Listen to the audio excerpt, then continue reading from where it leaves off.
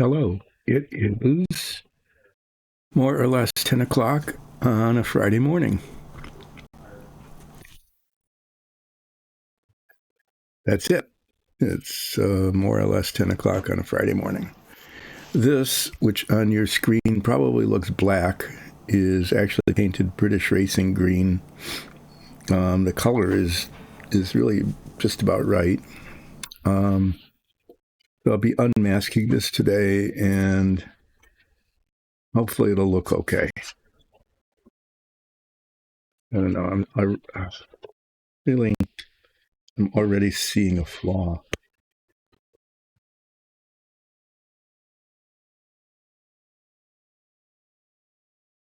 Yeah, that's just really,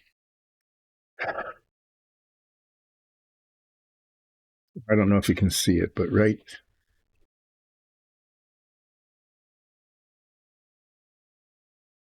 it's really hard to see on the camera. It's glossy, but like right along the tape edge here, it's not painted, and I can't tell.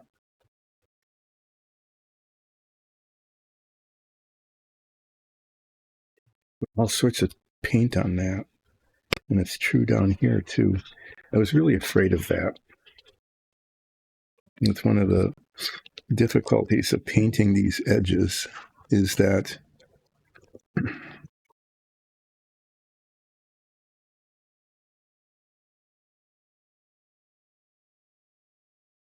paint doesn't, this side's not too bad except for right there. Okay, well, this is a unpleasant start to the day.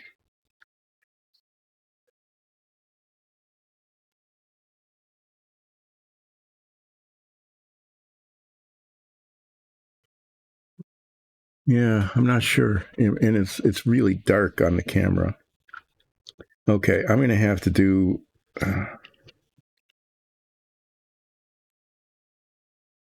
I really thought I got this correct, but I have to get the paint. I have to get the paint along that edge.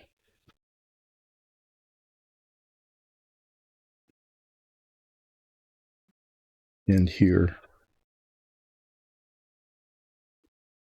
Well, on that horribly disappointing note,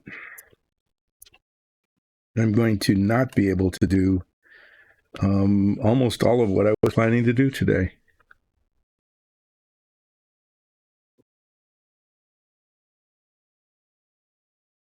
Oh, the partition in your hard drive?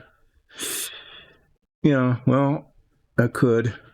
But the worst that could happen is that you'll have to reinstall everything, I guess. Okay, well, what I've got here is a situation where I was spraying, trying to get it on there, but there's a paint shadow under here.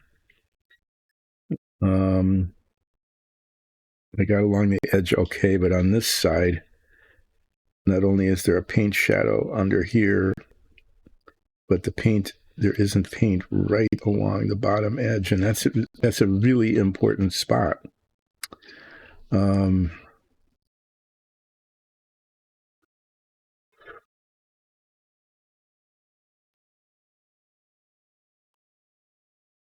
not quite sure what to do here. Mm-hmm.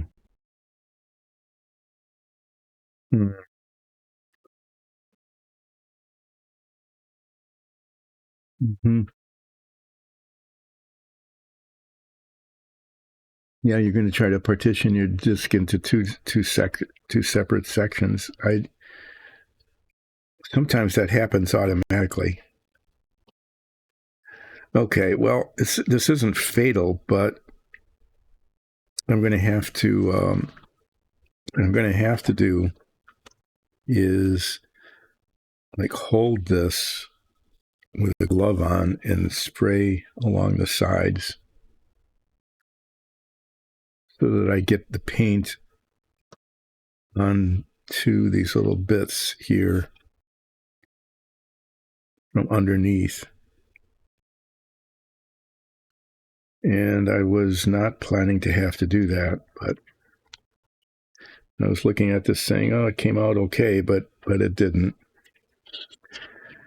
The other thing, I don't know if you can see it very well, but there's what I found.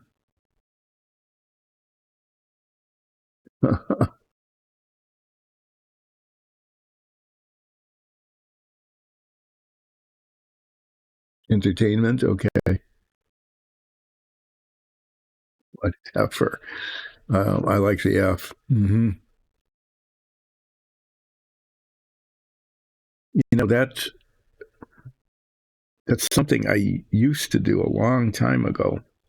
This partition the drives, that was actually something that was necessary, that had to be done um, in order for the drives to work. And then you have to specify where certain things were located on the drives. It isn't done that much anymore. The other thing, and maybe you can see it or not, is that any slight variation in the surface texture of the plastic shows through the paint. I didn't think that was going to happen. And it's just on the bottom, so it's not going to show very much unless you're flipping this car around, which you shouldn't, because then it'll fall apart. But when I'm working on the upper parts of the body, I'm going to have to sand down and polish anything that's not perfectly smooth. And in this case, it's not. The plastic just wasn't done very well. Okay, well, this needs painting again, and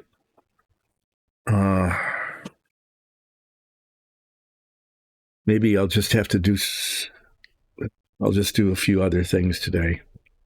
I'm gonna take some other parts off of the trees and sand them down and get them ready for priming. But I'm losing an entire day because of flaws in the paint. If I had looked at this yesterday, okay, if I had picked this up and moved it around and looked at it yesterday in the light, I would have seen the problem and would have fixed it. And I didn't, and it's not. So I'll be using, there's even a spot here that isn't painted.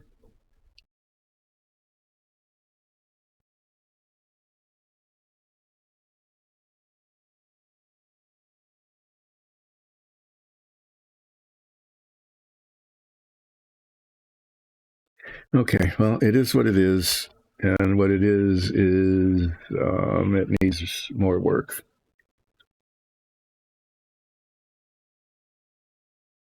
It's a really good idea with these cars back in the 1960s to not ever be upside down.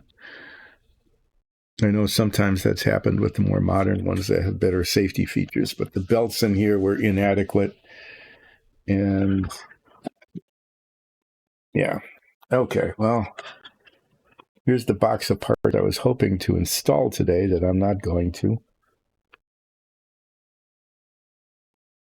Instead, I'll be spending the weekend trying to fix that. Buttons.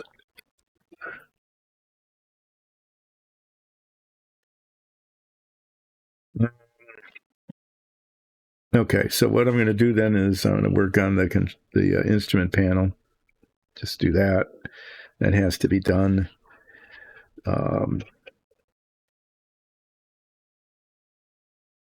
This is going to be invisible, but it will eventually be painted. This is going to be painted green on the outside with a yellow stripe.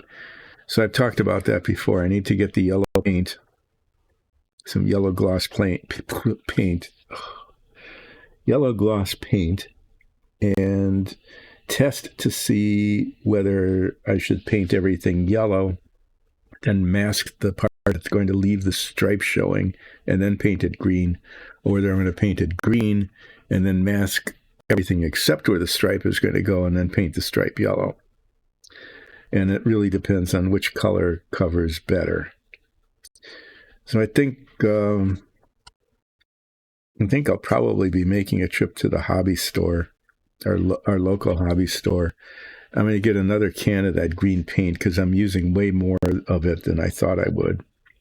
I'm sure they still make it, the British green color, and then get some yellow, gloss yellow. So just give up on these today, except for the instrument panel. And then I'll be cutting more tiny little pieces off of the sprues, the trees, and doing my best to get those prepped to be primed. So it isn't like I can't do anything. It's just that I can't do what I was planning to do today. That is just not going to work. And in the background, I still have me. I still have my Ulseth Ralph Maxi figure. I haven't done anything on this for a while.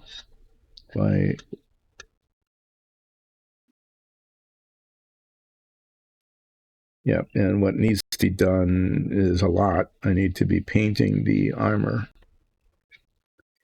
And I think the decision was that this is going to be painted with a base coat of metallic, probably like aluminum, and then an overcoat of diluted gloss green. I'm pretty sure that was the decision. I've got a test panel down there that said, do this one. I hope I labeled it so I know what this one was.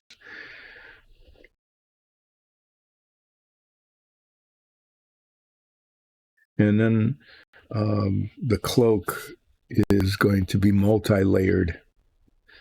Nicole told me what to do with this. I can't remember specifically. The base coat was counterintuitive. It was kind of like this weird olive green kind of color. But she said if you just layer other colors on top of it, that the dark base coat will make them look good. So we'll get around to that again sometime. But first, I might as well start trying to paint this while I still have some sense of coordination, hand coordination.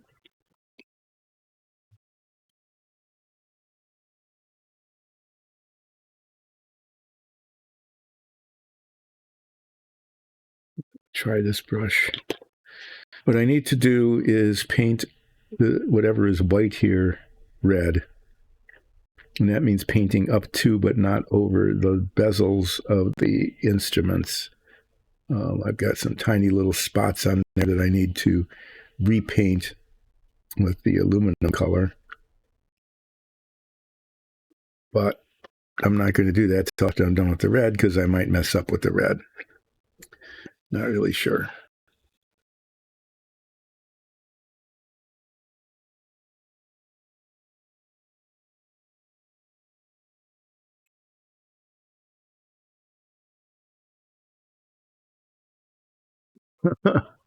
That's pretty fun. So, oh yeah, you're playing on Monday. Hi, thanks for joining in. I really appreciate it. I hope you like what I'm doing. You missed the very beginning of the stream, so let me explain what I wanted to do and then failed. This is always a good time when there's someone new in chat to talk about what this is all about. So Dyson Dungeons is a group of family and friends that produces a Dungeons and Dragons show. And that's really the heart of Dyson Dungeons. It's our Dungeons and Dragons show. And what you're looking at is a tiny little piece of plastic, which is not that at all. But I'll get around to it. We produce our own dungeon tiles.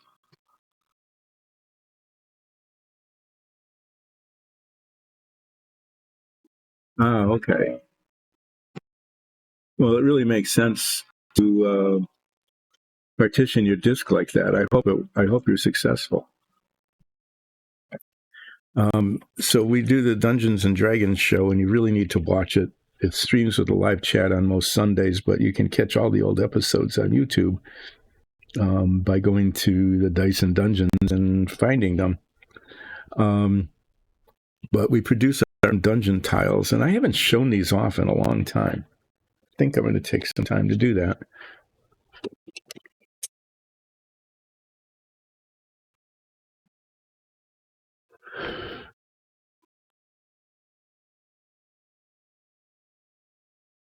So we produce dungeon tiles. They look, when they come off the printer, they come off the 3D printer, they look like this. You know, they're just black plastic. I'm going to move this up a little bit.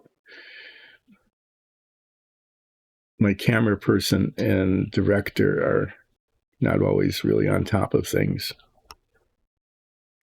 That's me.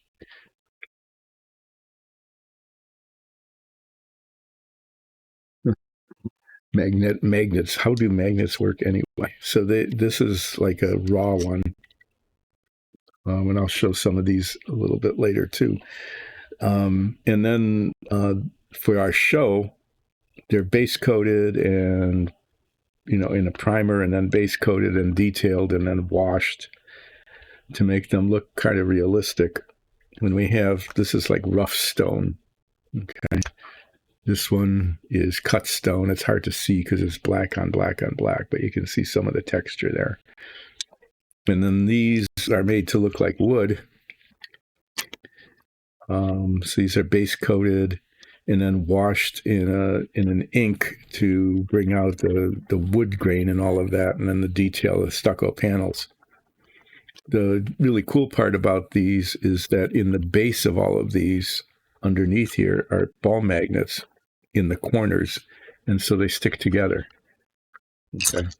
Can take them apart really easily, and then they stick. And so these tiles can be refigured into all sorts of orientations and things like that really easily. The magnets work really well. You don't need a special base. I mean, they're right here on a paper towel on a piece of cardboard. And you could use clips, but we found that the clips they hold them together, but they don't come apart very easily. So all of our dungeon tiles have these magnets in them. And then we have other features like doors that work, which are kind of cool. So that's the kind of detail painting that we do on our dungeon tiles like that. And there's other kind of special things that are done sometime. This is a cut stone for a fire mage's lair. And so a sigil is printed on the 3D printer and then hand painted, you know, to make it look all flamey like that. So this stream started. Okay, they hold together, but that doesn't mean I still can't drop them. They're very sturdy. I mean, you can drop them on a cement floor and they're not going to break. They're one solid piece, the walls and the floors. No, this stream started because I paint these things for the show, and our DMs thought, well, you might as well stream the painting. And I thought, well, it doesn't hurt, other than I have to keep talking to myself while I'm doing this to keep it entertaining, I guess. But as I painted the dungeon tiles, you know, the stream started because of that. The other thing is that we produce our own minifigs on another 3D printer. You know, I'll show some of these. These I did fairly recently. I produce our minifigs for the show and paint them on this stream. And when we have minifigs for the show, then you get to see me do things like, you know, paint her. And this is kind of fun because, it's detail, like painting the flames and the metallic highlights on her armor, different colors, different shades on the mace, trying to get the face painted. this thing focus? I can't tell. If my eyesight is not good enough, so I can't tell if what you're seeing is out of focus or I just am not seeing it in focus. Mm-hmm. So, get to, highlight the shield, that kind of thing. This one was kind of fun, painting the runes on the sword, different shades of metallic, giving it blue eyes, doing a little bit of texturing on the clothing and kind of stuff. So, this guy was a lot of fun. This is an orc, but he was recently divorced, and so that explains why the bleached hair and the clothing. Yeah, that's why. This guy's just sad. He is he's just sort of sad and decided that he was going to be taught. I'm going to be shades. I'm just going to be shades of tan, except for my quiver. I'm an elf, and I used to have bright green armor, but now I'm dressed all in beige. But I kept my quiver. That's the distinct thing. So when we have minifigs that need to be produced for the show, and I'll do them here, but as frequently happens, we don't have minifigs or dungeon tiles to paint, and so I build models, and I built actually several of what I built are like vintage. I built a Renoir visible submarine, the same model, same type of model I built when it first came out originally in the 1960s. And the one I'm building now is,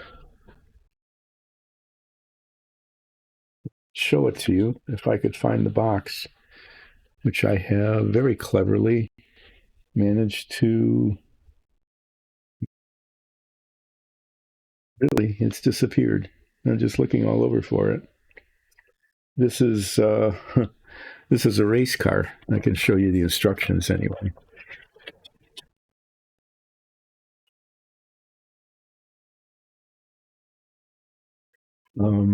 This is a model of the Lotus-Ford that won the 1965 Indianapolis 500. And I built the original when it first came out, like in 1966. This is a 1970s reissue of that model. So that's pretty old in and of itself. And I'm trying to build it so that it looks good, which I didn't do when I was a kid. I didn't do any painting. And you're going to see these a little bit later, is the model makers chrome plated almost all of the parts. Nothing on the original was chrome plated. And the chrome plating seriously interferes with the painting. So the prep for all of these pieces has been a real chore. What I was hoping to have done today was, I was hoping that I would have been able to, yes, it's that, it's absolutely that, is that it's not just role playing, but it's storytelling, and you tell your own story as you go along. It's really, I really enjoy it. I've told this story before, but I'm old, and so I'm permitted to repeat myself, is that I started playing pretty much when it first came out. Like in the mid-1970s, we were in Madison, Wisconsin, which is pretty close to the birthplace of this thing, in Lake Geneva, which is just to the south and east of Madison, about 50, 60 miles away. And I actually participated as a camera person in a community cable television broadcast, I guess you'd still call it that. We didn't. It wasn't streaming then. It was community cable. We had two cameras, and a bunch of people were playing it, and we had a D&D show on television in like 1975. It was pretty fun.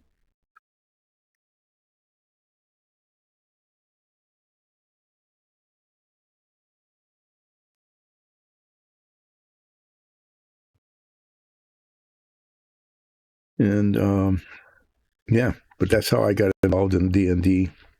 And now, what, 50 years later, more or less, um, doing it again by putting on a Dungeons and Dragons show. The production of it is really very different. Back in 1975, television cameras were the size of like recliner. They were gigantic, heavy beasts that were on massive tripods, and about the only thing you could do with them is rotate them. They were not mobile.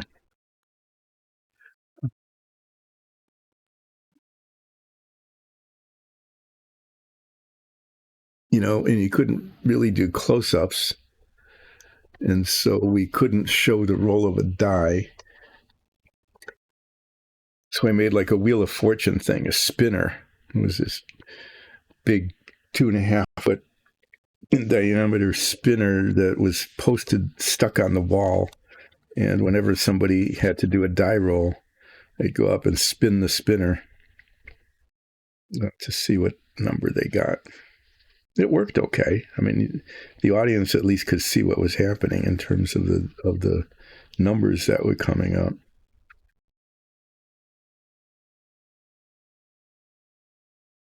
So we had one camera showing the players who were sitting at a table, and another camera just kind of showing the spinner, essentially.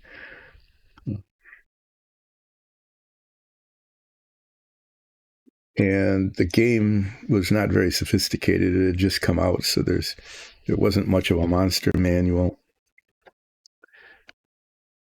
Spent half the show just trying to figure out what the rules were. It was that kind of thing. Okay. A gift to Gabby. I'm doing fine. I mean, other than that, the painting I did yesterday on the body of the Lotus-Ford turned out to be flawed, and so I can't do anything I was planning to do today. But I'm going to improvise and do other things so that the progress on the model continues. So I need to repaint parts of it over the weekend, and then on Monday, hopefully be able to do what I was planning to do today. So what I'm going to do now, though, is paint the red. The white on the instrument panel all has to become red. So I'm going to be putting on my head magnifiers so that I have enough light and vision to be able to see what I'm doing. And I'm going to be applying tiny little dots of red paint all around this so that it goes only where I want it and not where I don't. And then I'll fail.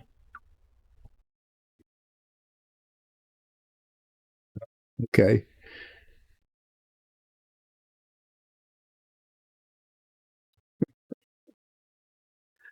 Oh no. So yeah, you end up being distracted. Well, I drone on enough here that I'm probably not very distracting at all. I'm going to try this brush and see how it works. So I'm going to be putting these on, applying tiny little dots of paint. Hopefully it'll come out and looking kind of smooth. It'll level itself. I'll probably make some groany noises and some oofs and things like that when it gets messed up. Yeah, and I might not be talking very much because sometimes when I'm doing this, really fine detail work like this, I can't talk and paint at the same time. Need this right now. I'm just painting, getting paint out of the jar. I'll do my best to help you recover from your reading. Oh, there's red. Is this on camera? Can you see it? I'll move this down a little bit. I'm going to try to keep this on camera while I'm doing it so you can sort of see what I'm doing.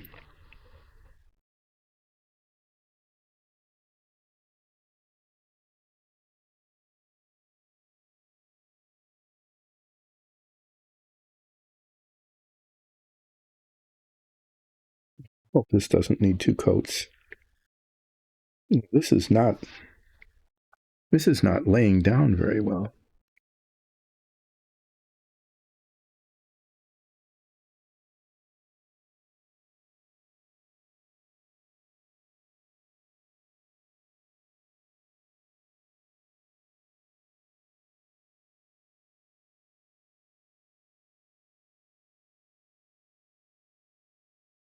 Okay, well this is going terrible. Hmm. Hmm.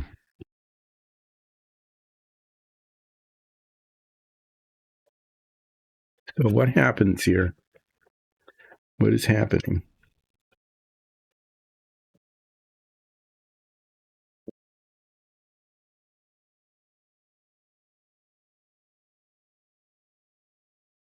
Is this paint?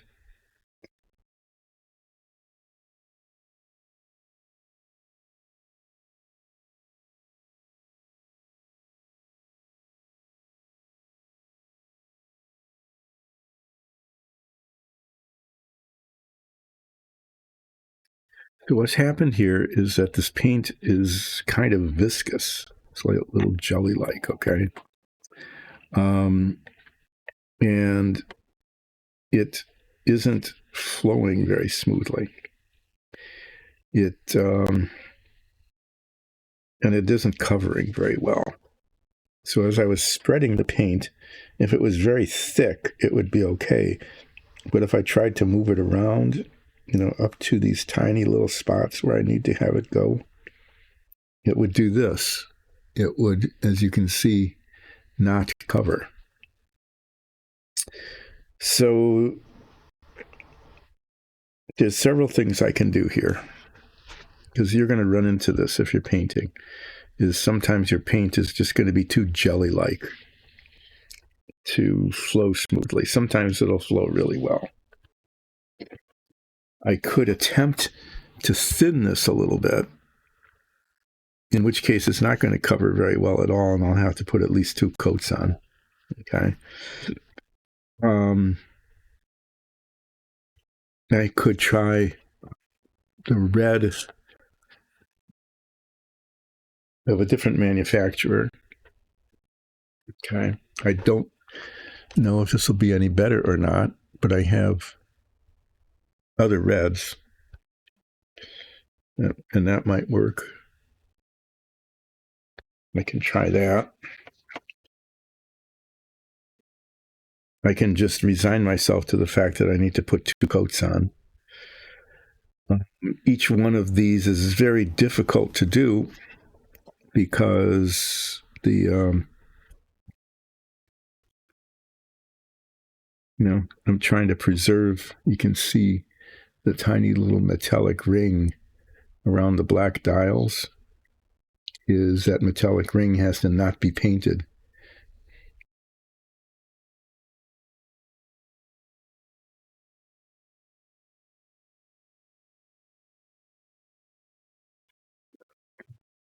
Good. Scraping that is bad because then the chrome shows underneath. Okay, I'm going to try a different paint. This is still red. Okay, flat red. It'll be a slightly different tone.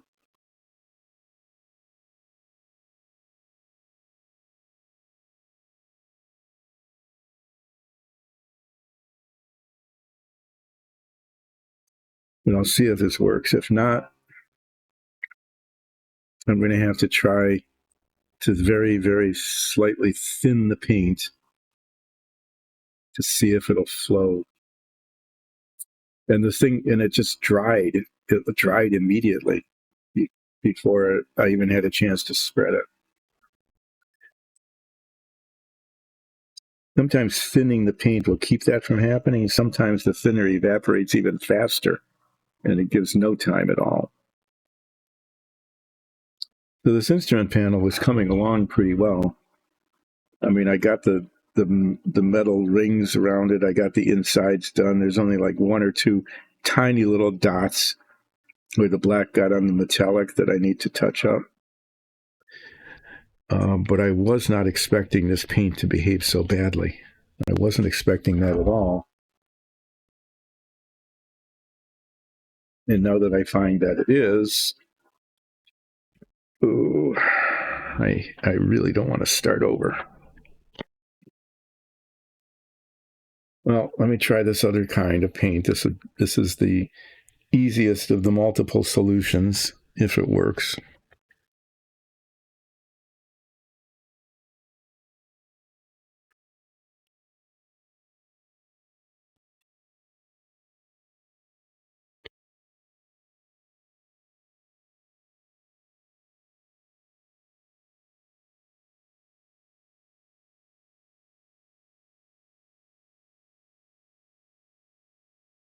Reds, yellows, whites,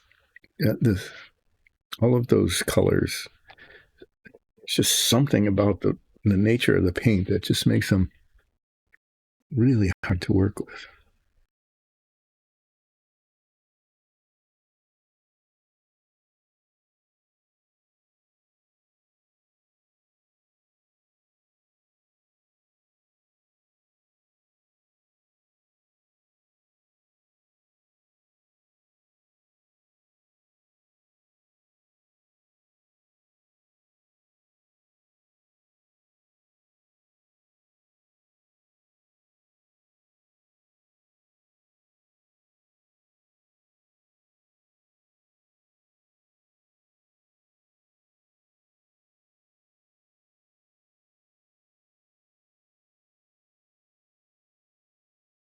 Okay, this is better.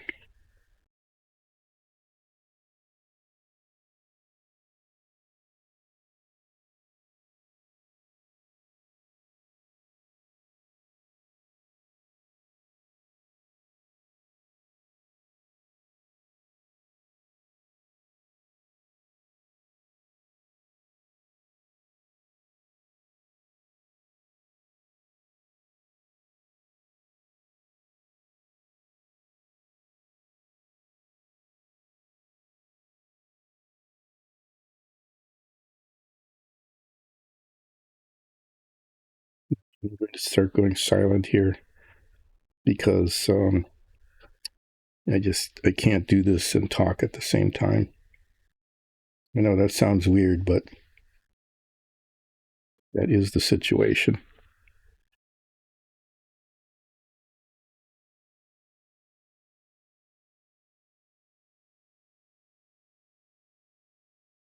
Well, maybe I'll say a few things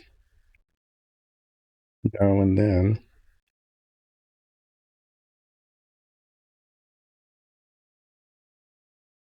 Hopefully, the things I say won't be like moving off of my PG rating beyond PG 13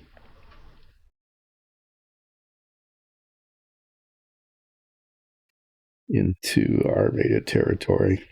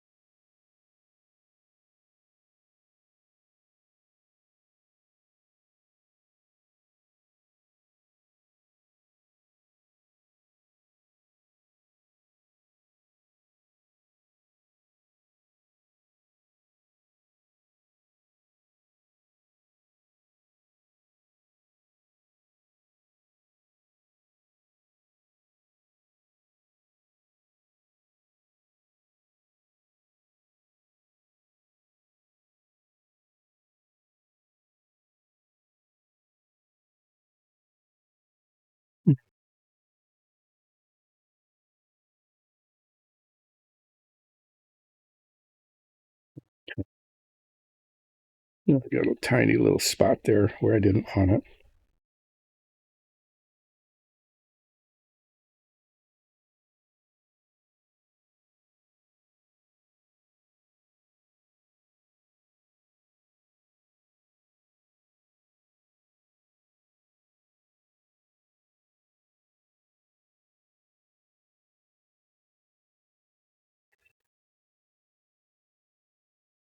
Big sigh.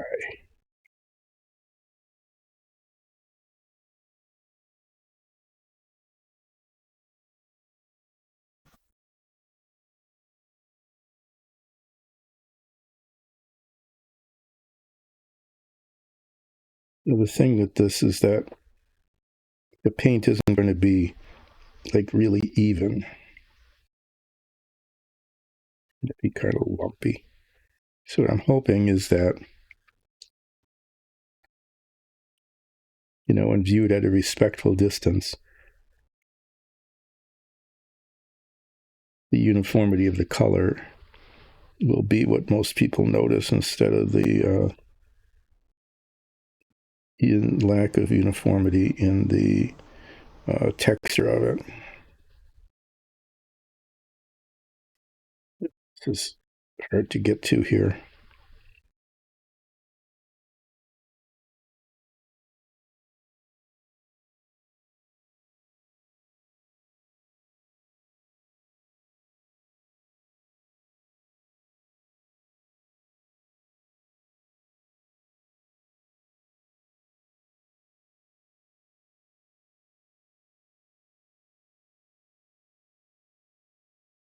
Toothpick holder honor thing is in the way.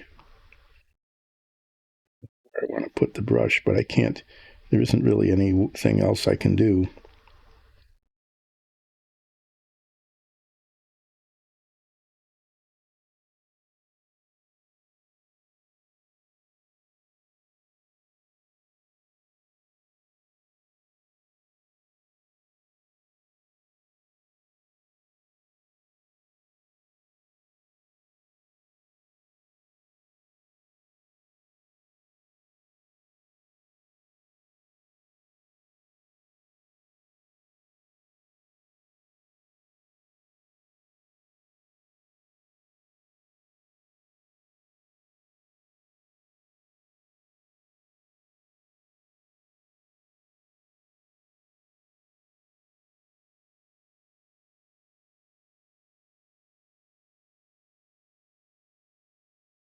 No, despite the fact that the surface texture is a little bit lumpy, like I said,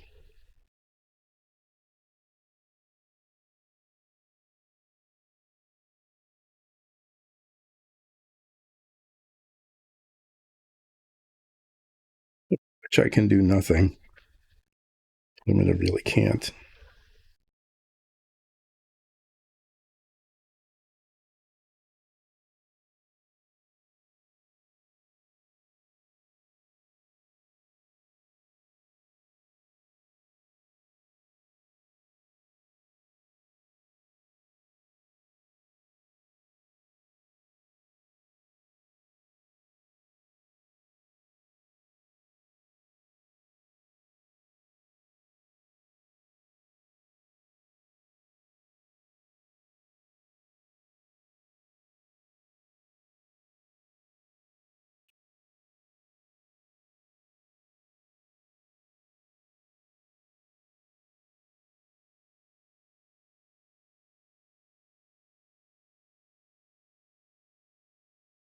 These little black buttons here, I'll probably end up painting over them.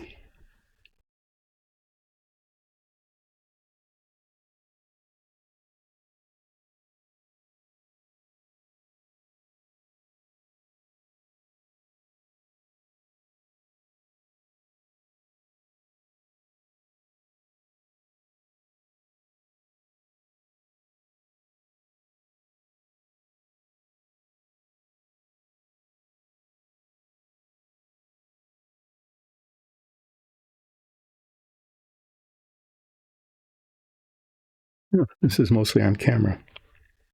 It's actually kind of a surprise.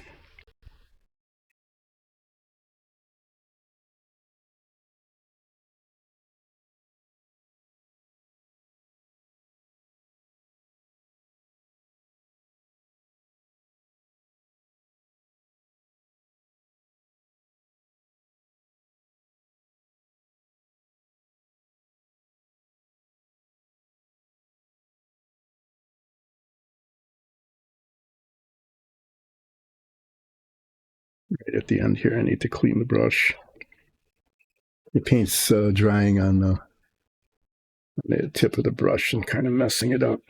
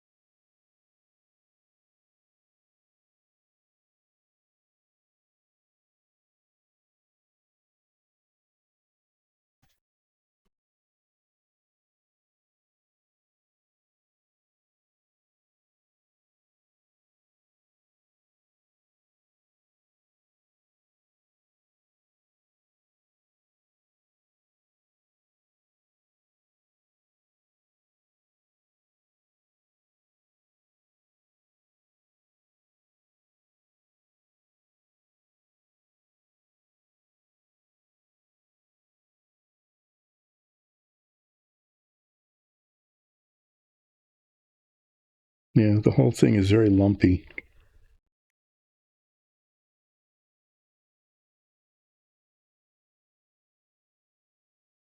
Yeah, that's just going to have to stay that way, I think.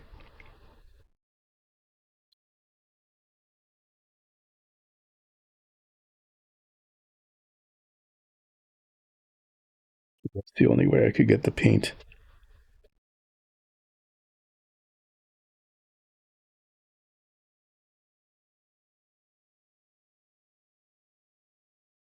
Well, it's just going to have to be lumpy. Um, I'll show it to you after I clean the brush here. I need to do tiny bits of metallic touch up. I'm going to let this dry. Without, it doesn't look too bad if you just look at it like this, right? What is that? Is that a spot? Sorry. Just as I was looking at it, it looked like there was a spot that was missed, and I can't tell what that is. Yeah, it is. Good thing I rotated the work.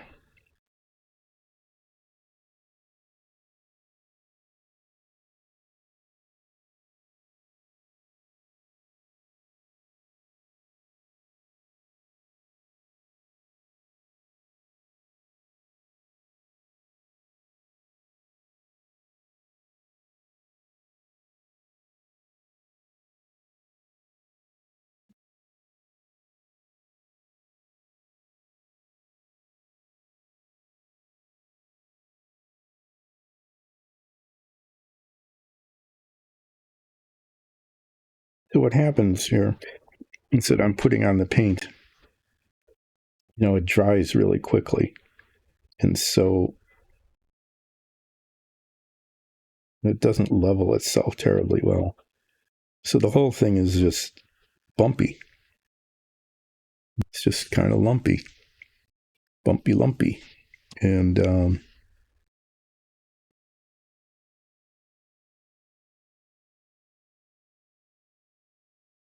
doesn't look very good. Magnification.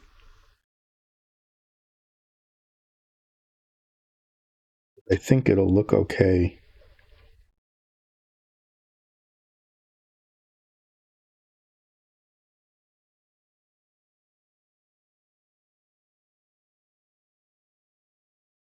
It'll look okay,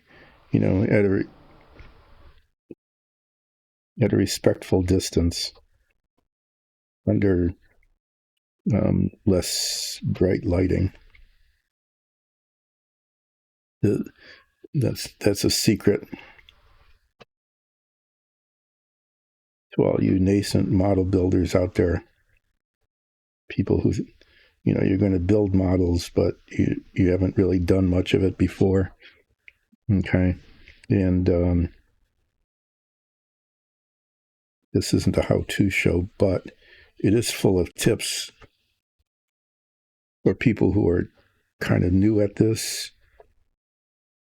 haven't done it before, don't have all sorts of fancy tools.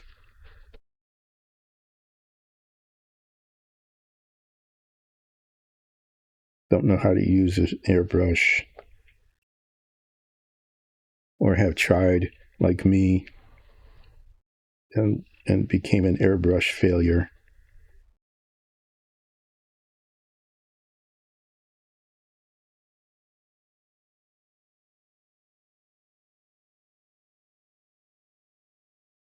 Okay, well, it's just lumpy, and I can't do anything about that. It's just the nature of the paint. I suppose if I had, I'm not sure, maybe if I had diluted the paint a little bit.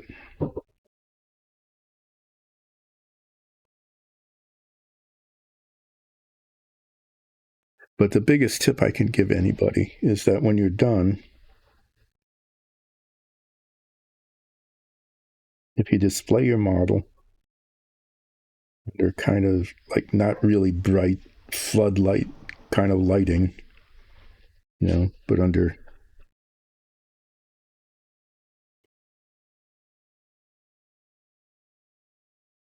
terribly dim.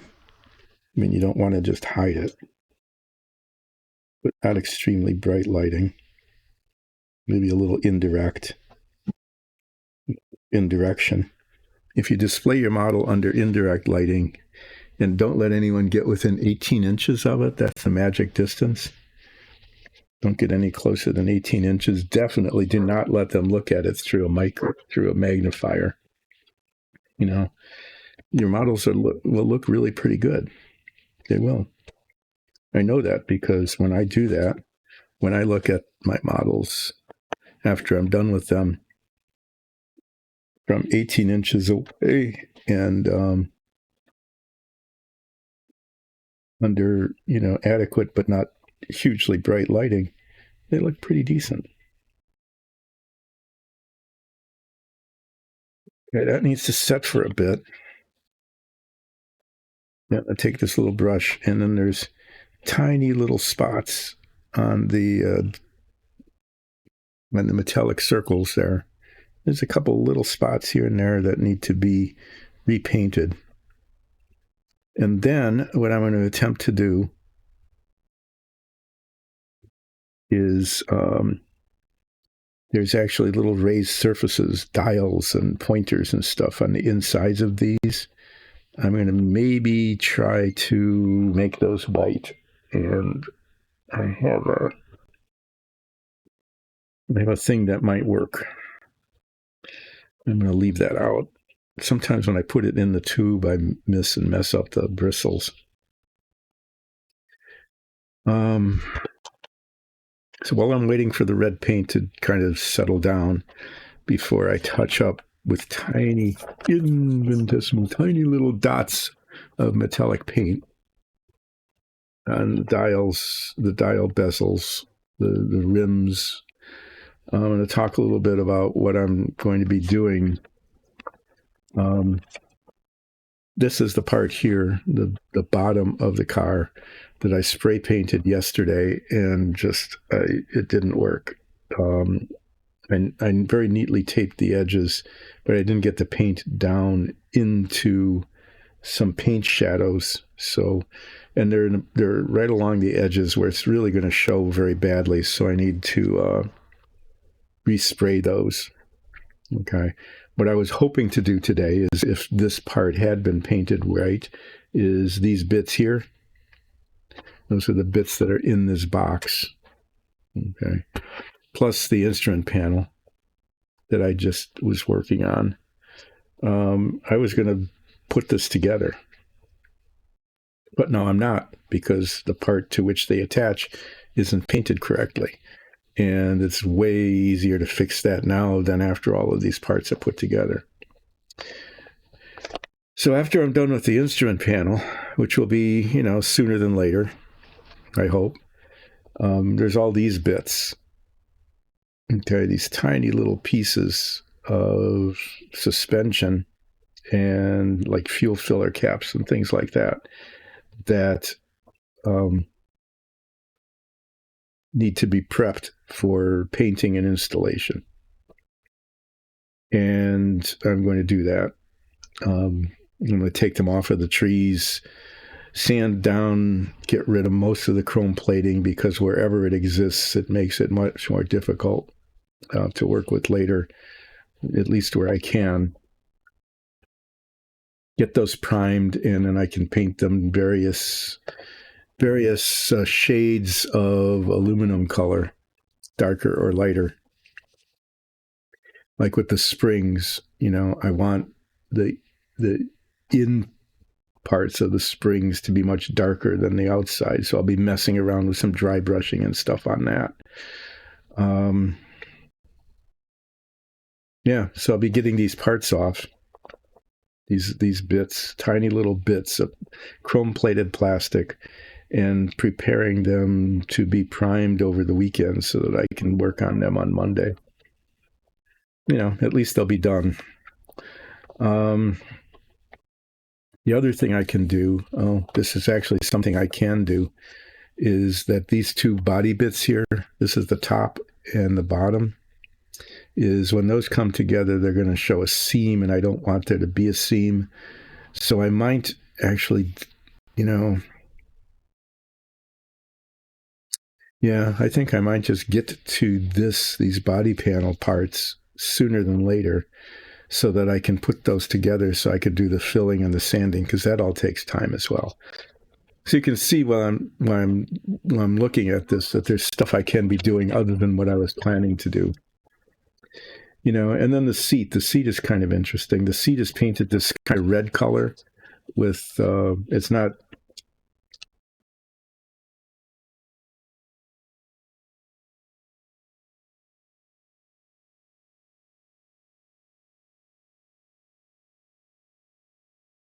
okay, well,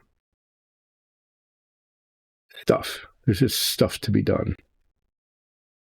Like the exhaust system and, anyway, all sorts of parts to be prepped.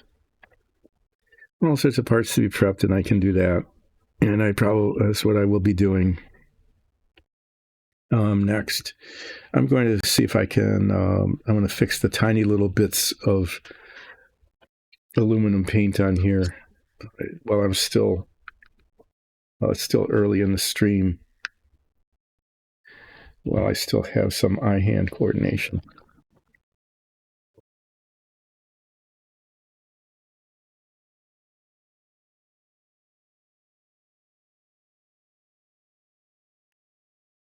I wonder where the box went.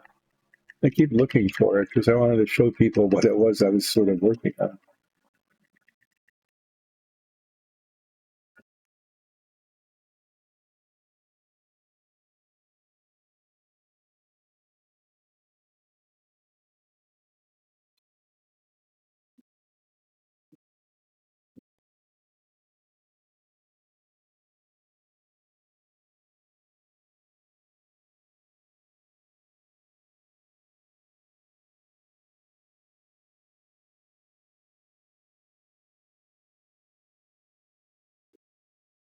Trying to learn how to clamp that with the paper towel. See, it spatters. Last time I used this paint, it spattered all over my pants.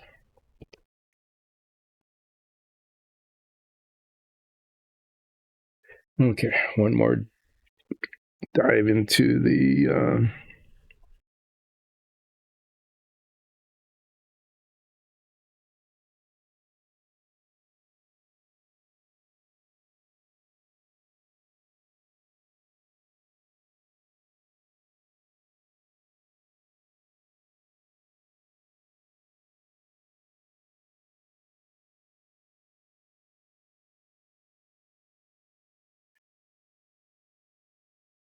Okay, well, there's a tiny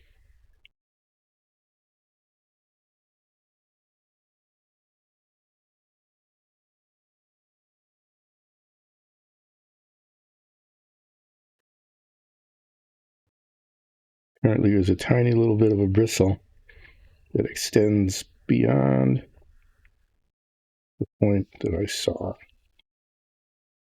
And then I got on the black. So now I need to do black touch up. Back and forth, back and forth.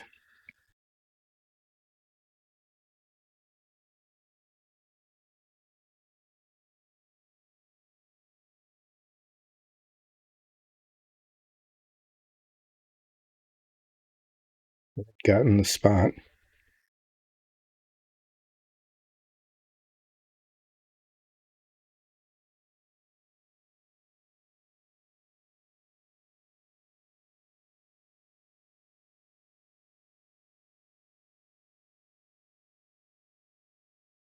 Dealing with tiny bits of paint like this, stuff tends to dry on the bristles before it even gets to the painted surface.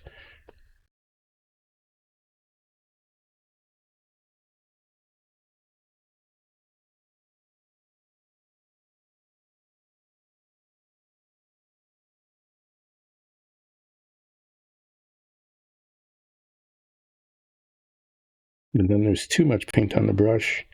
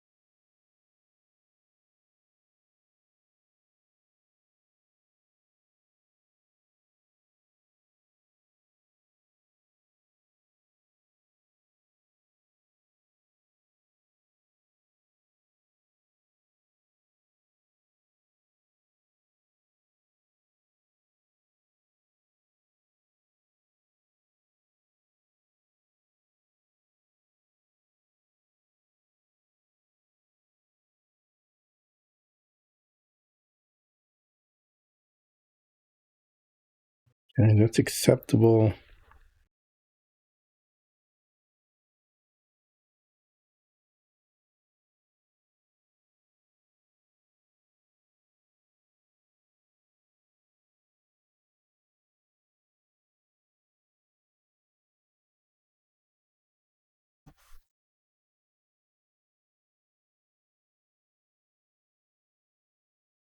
Too much on the red there. That's too bad. So I need to do a tiny touch of red touch up again and a tiny touch of black touch up. That's what happens sometimes. You just go back and forth. So I need to let that dry. And then I need to do a tiny touch of red because I was this little spot that you couldn't see. I fixed, but then overfixed it. And then here, I just didn't know where the end of the brush was.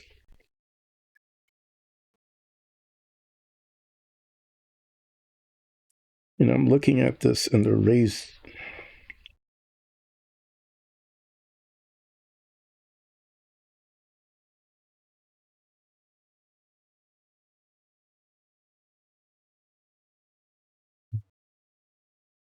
It's looking at where the raised bits are for the dials on the inside of these things. And it's just infinitesimal. Okay, I need that. I need the black.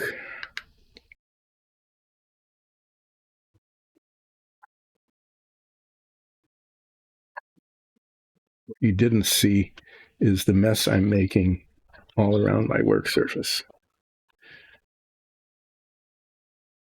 I did clean up the work surface not too terribly long ago. But what's happening is, as I pick something up and I set it down somewhere, it just gets in the way.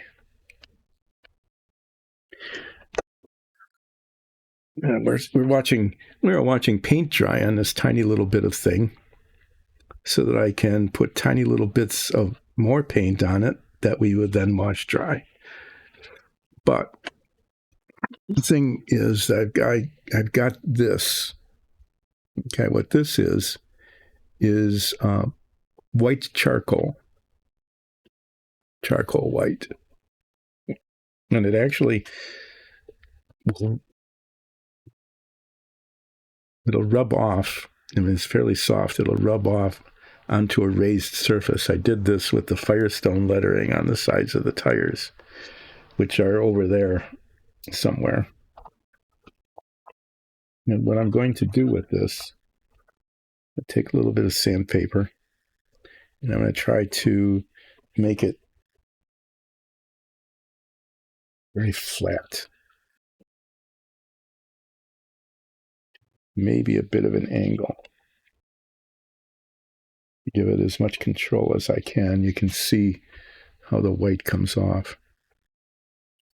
And I'm going to try to touch this to the raised parts insides of these dials. That's going to work or not, I'm going to try. I'm going to try to do that. And if it works, fine. If not, I think I can just probably wipe it off.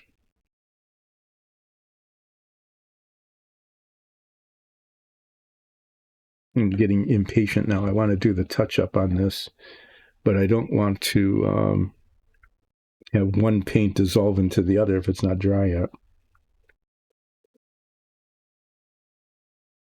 Oh, what I'm going to do, I am going to let that dry. I'm resisting the impatience. Here I am resisting impatience. Noticing it firsthand. And I'm going to start pulling parts out of this box.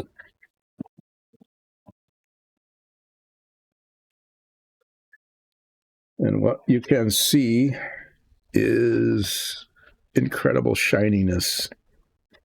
They took all the parts for the car, grabbed hold of it here where there isn't any shiny, and dipped the whole thing in chrome plating. And then it comes out chrome plated, including the driver figure. Now, like these bits here need to be painted green. And if you can look at it, you can see the chrome plating has a flaw in it there. You know, that's going to show after it's painted.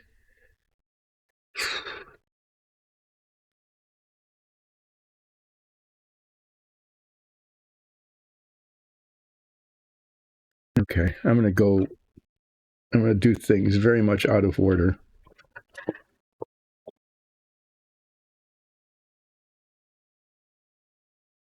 I use this little saw to take them off the sprue. And I've explained that before. If you're going to be doing any kind of modeling, if you're working on a really low budget, because most of us are, this is actually worth getting.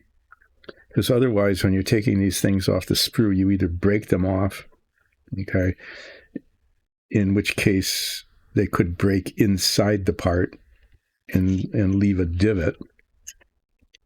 You don't want a divot in your part, because then it looks bad when you put it together. Or you have to fill it in and sand it, which takes a long time.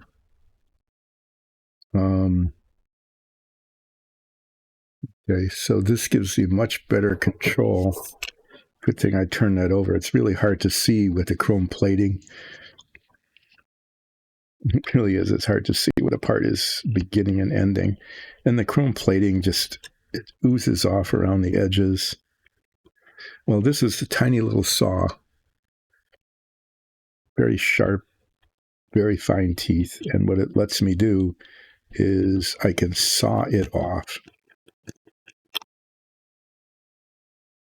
so that I'm not messing up the part. When I was a kid and I built this model originally, I either broke these off, in which case I did have divots in my parts, or I used a single edge razor blade and tried to cut them off. Mostly I did that, but that didn't always work.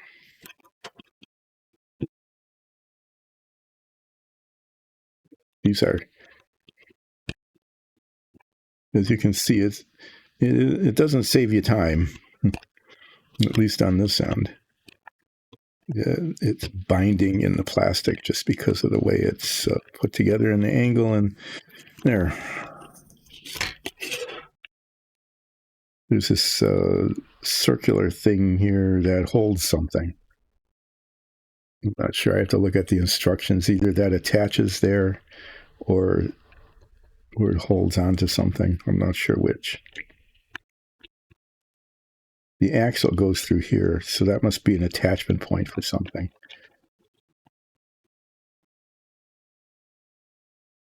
Chrome plating just is horrible.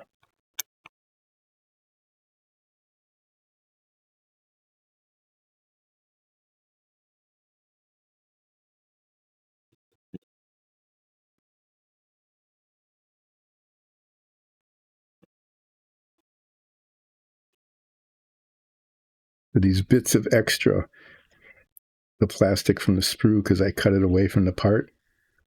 Okay, there. That can just be filed and sanded down. If that had broken into the part, there would have been an indentation, a divot there.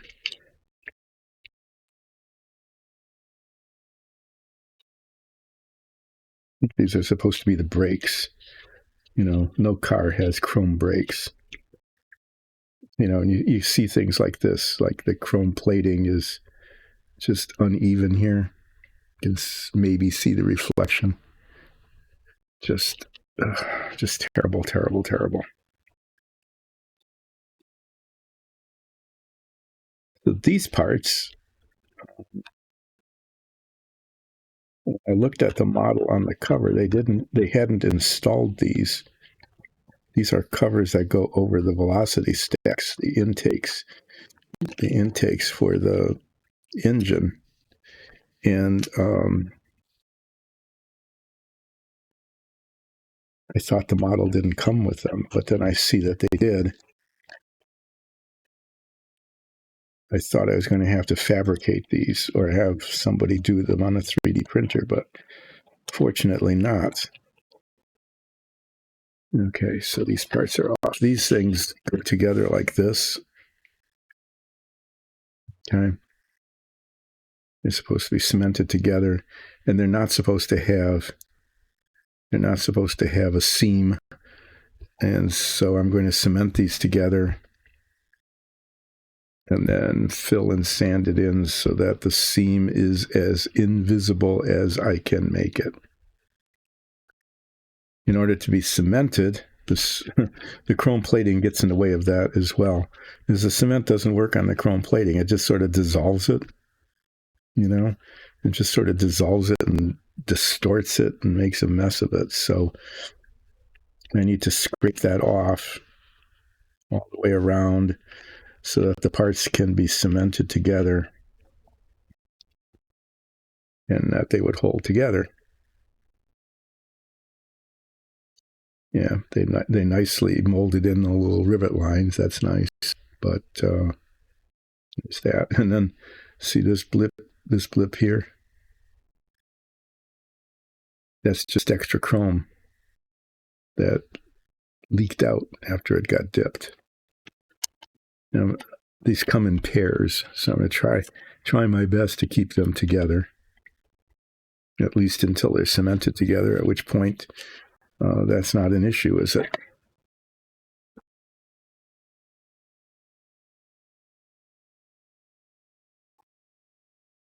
Oh yeah, I was going to do this. I got the seat, and I've got these body parts.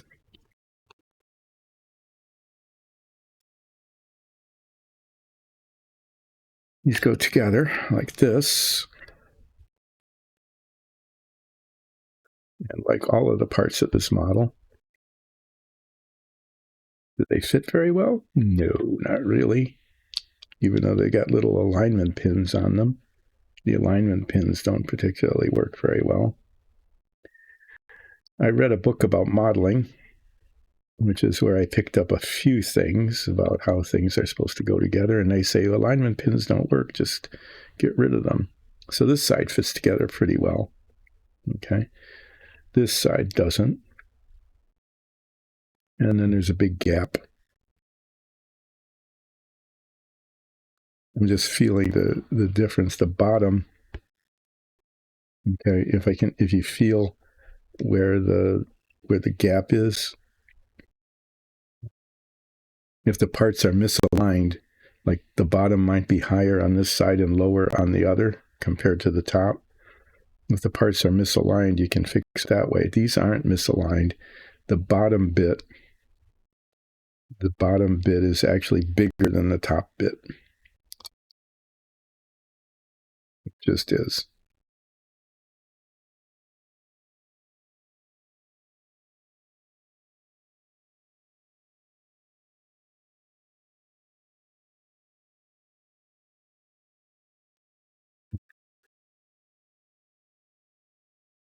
I do a little bit of prep work on these. And then I'm going to cement them together. Why not? And close pin them together tightly as I can. And then what I'll be doing is filling in the gap with putty and sanding it down so that it is as invisible as I can make it. I know I'm jumping around a little bit, but that's what needs to be done.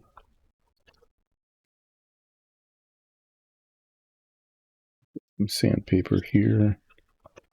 Get my sanding block.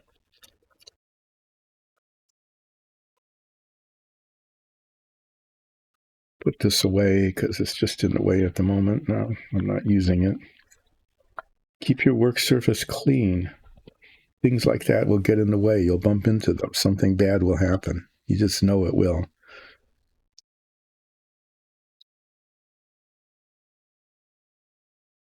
Look at this.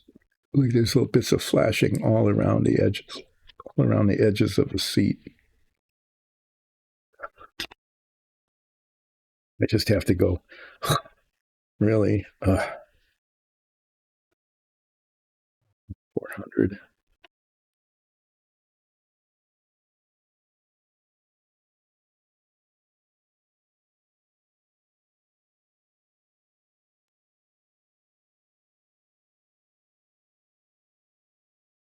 There's little, right here, there's a little lump on either side. A piece of plastic on the back here that is getting in the way of it fitting.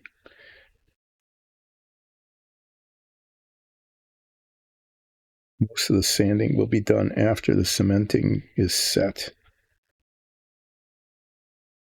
But if there are little like protuberances that are in the way,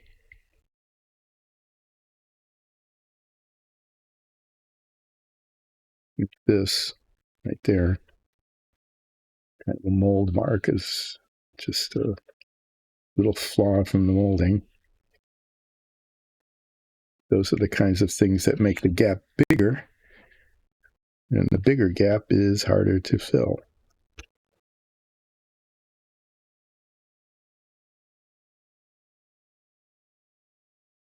Ideally, the ideal is that the cement will dissolve the plastic and that the dissolved plastic will fill the gap and it can be sanded down and be made invisible. That never happens. The ideal just never happens.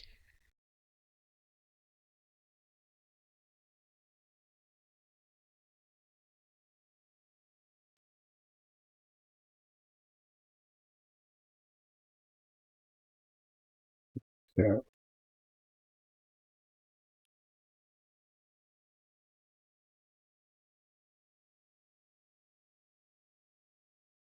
a pretty big gap there.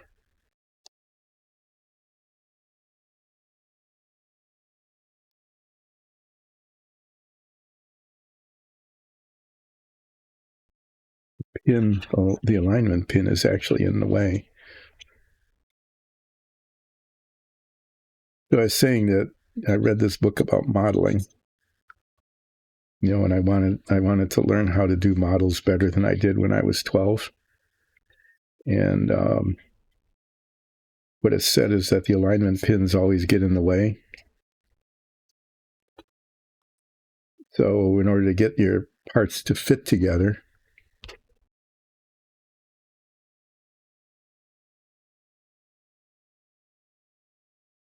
you did it. Congratulations. You're populating your hard drive after I know it's a lot of work to get it back, isn't it? To put it back the way it should be. Okay, that's fitting okay there.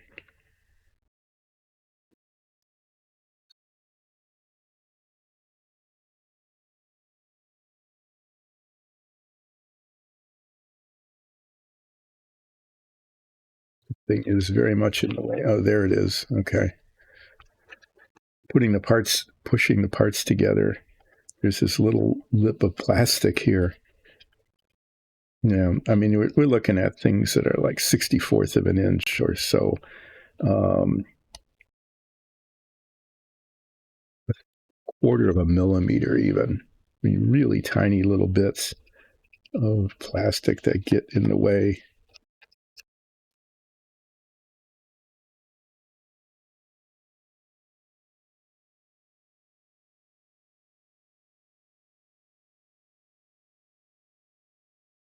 And what's happening here is that the parts weren't coming together because there's this little lip that I haven't gotten off completely of a little bit of plastic that kind of oozed out through the mold. This is why when I was younger, this would go a lot faster because I would just ignore that. I just, put the cement on, push it together. There would be a gap. So what?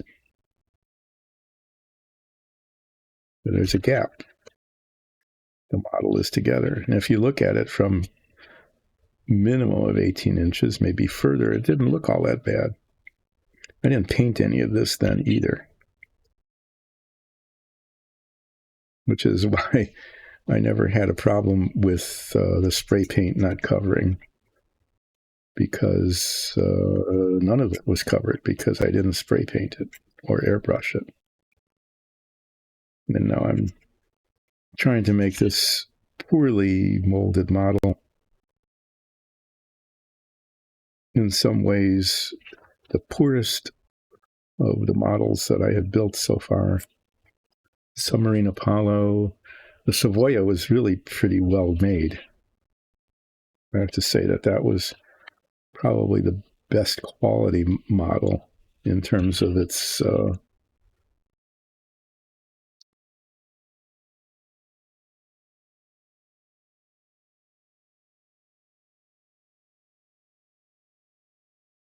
sorry, the Savoia was the best quality model in terms of its molding quality.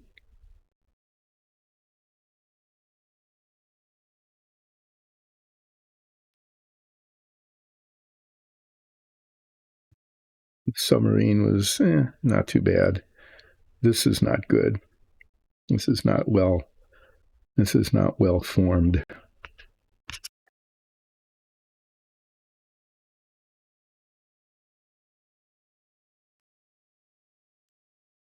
Okay. Well, I'm going to. There's a big chunk of plastic here. I'll take that off when I'm sanding the rest of this. It'll be a challenge. Okay. There is. Well, I guess I can do that later. Oh my. Hmm.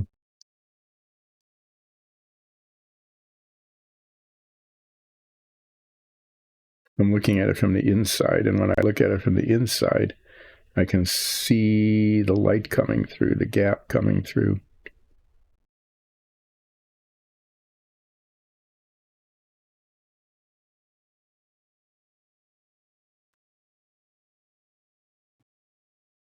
To do is I'm not going to get rid of the alignment pins completely at this point. I'm going to make them smaller, because I think what happens is that they're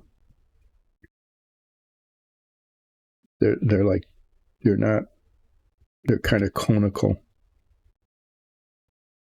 That is, the base are a little bit bigger, and as it goes into the alignment hole, it pushes the gap open.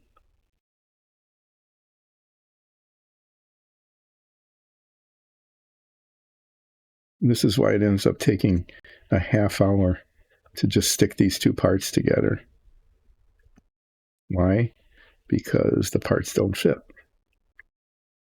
Why do I care? Because it'll look bad, especially the nose here, which is a very visible part of it.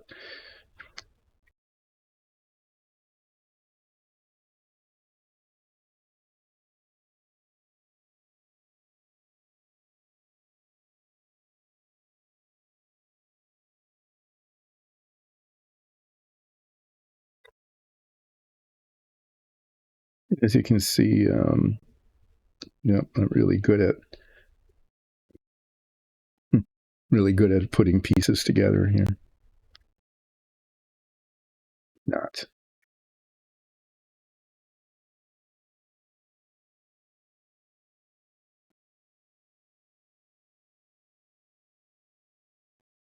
Yeah, this is why there.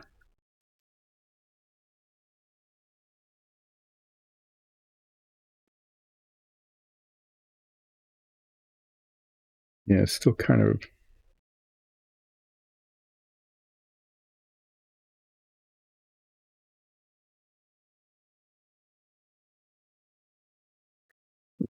It's kind of rocking there on the middle. I think if I clamp it here, if I clamp it on both the front and the back, it'll be mostly okay.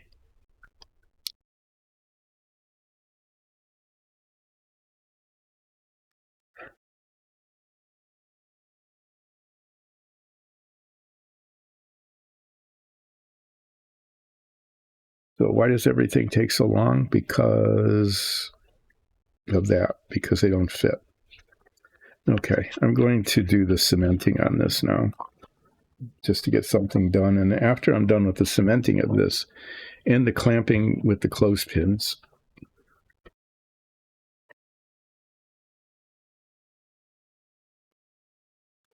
these make really good clamps. Okay, they're wood, so they don't scratch very much. They hold pretty tightly. You can open them up and get them on. Usually they're really cheap. Maybe not impossible to come by. When I'm done with this, I'm going to do the touch-up with the red and the black on that again, because there's a little, after I did the touch-up with the aluminum paint, I created opportunities for improvement with the red and the black.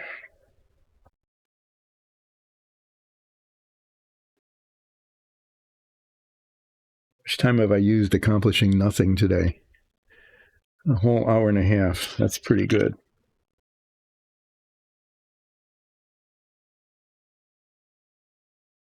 So what I've accomplished in an hour and a half is telling you what I haven't been able to accomplish. I got some red paint on the instrument panel. I touched up with aluminum paint, creating the opportunity to retouch it with the black and the red. I cut some parts off. I found out that parts didn't fit. Spent like 10 minutes messing around with them.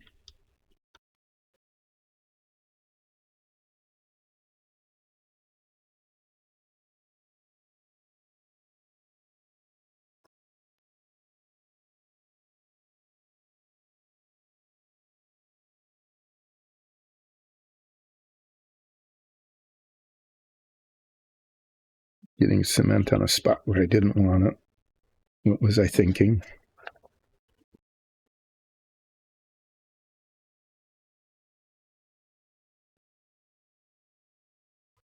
This is different than the cement I used when I was little. Not little, when I was younger. Not little, duh.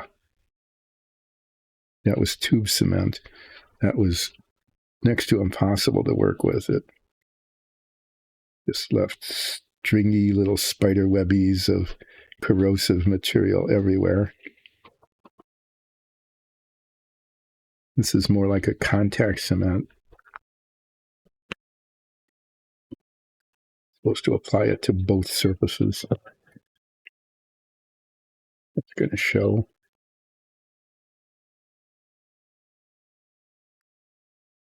It still melts the plastic, but not as much as that other stuff did.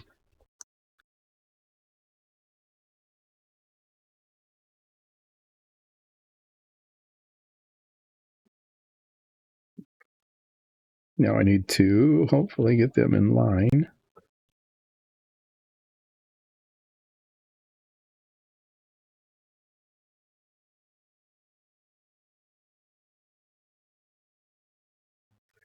Kind of click together, that's good. Of course. I talked about how good these things were as clamps. And then, of course, they're not there, I guess. There are very smooth, not flat surfaces here.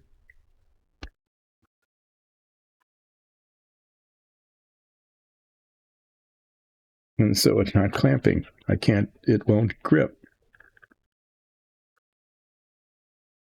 There. It's sort of gripping. But is it opening up in the nose? Yes, it's opening in the nose. Okay, I'm just going to have to squeeze it. That was a disappointment. A little cement got on the outside here. You can see how it marred the surface. That's not good, but I have to fill the gap and sand it down anyway, so that'll take care of that. Okay, I'm just going to sit here and hold that now for a couple of minutes because the clamping didn't work.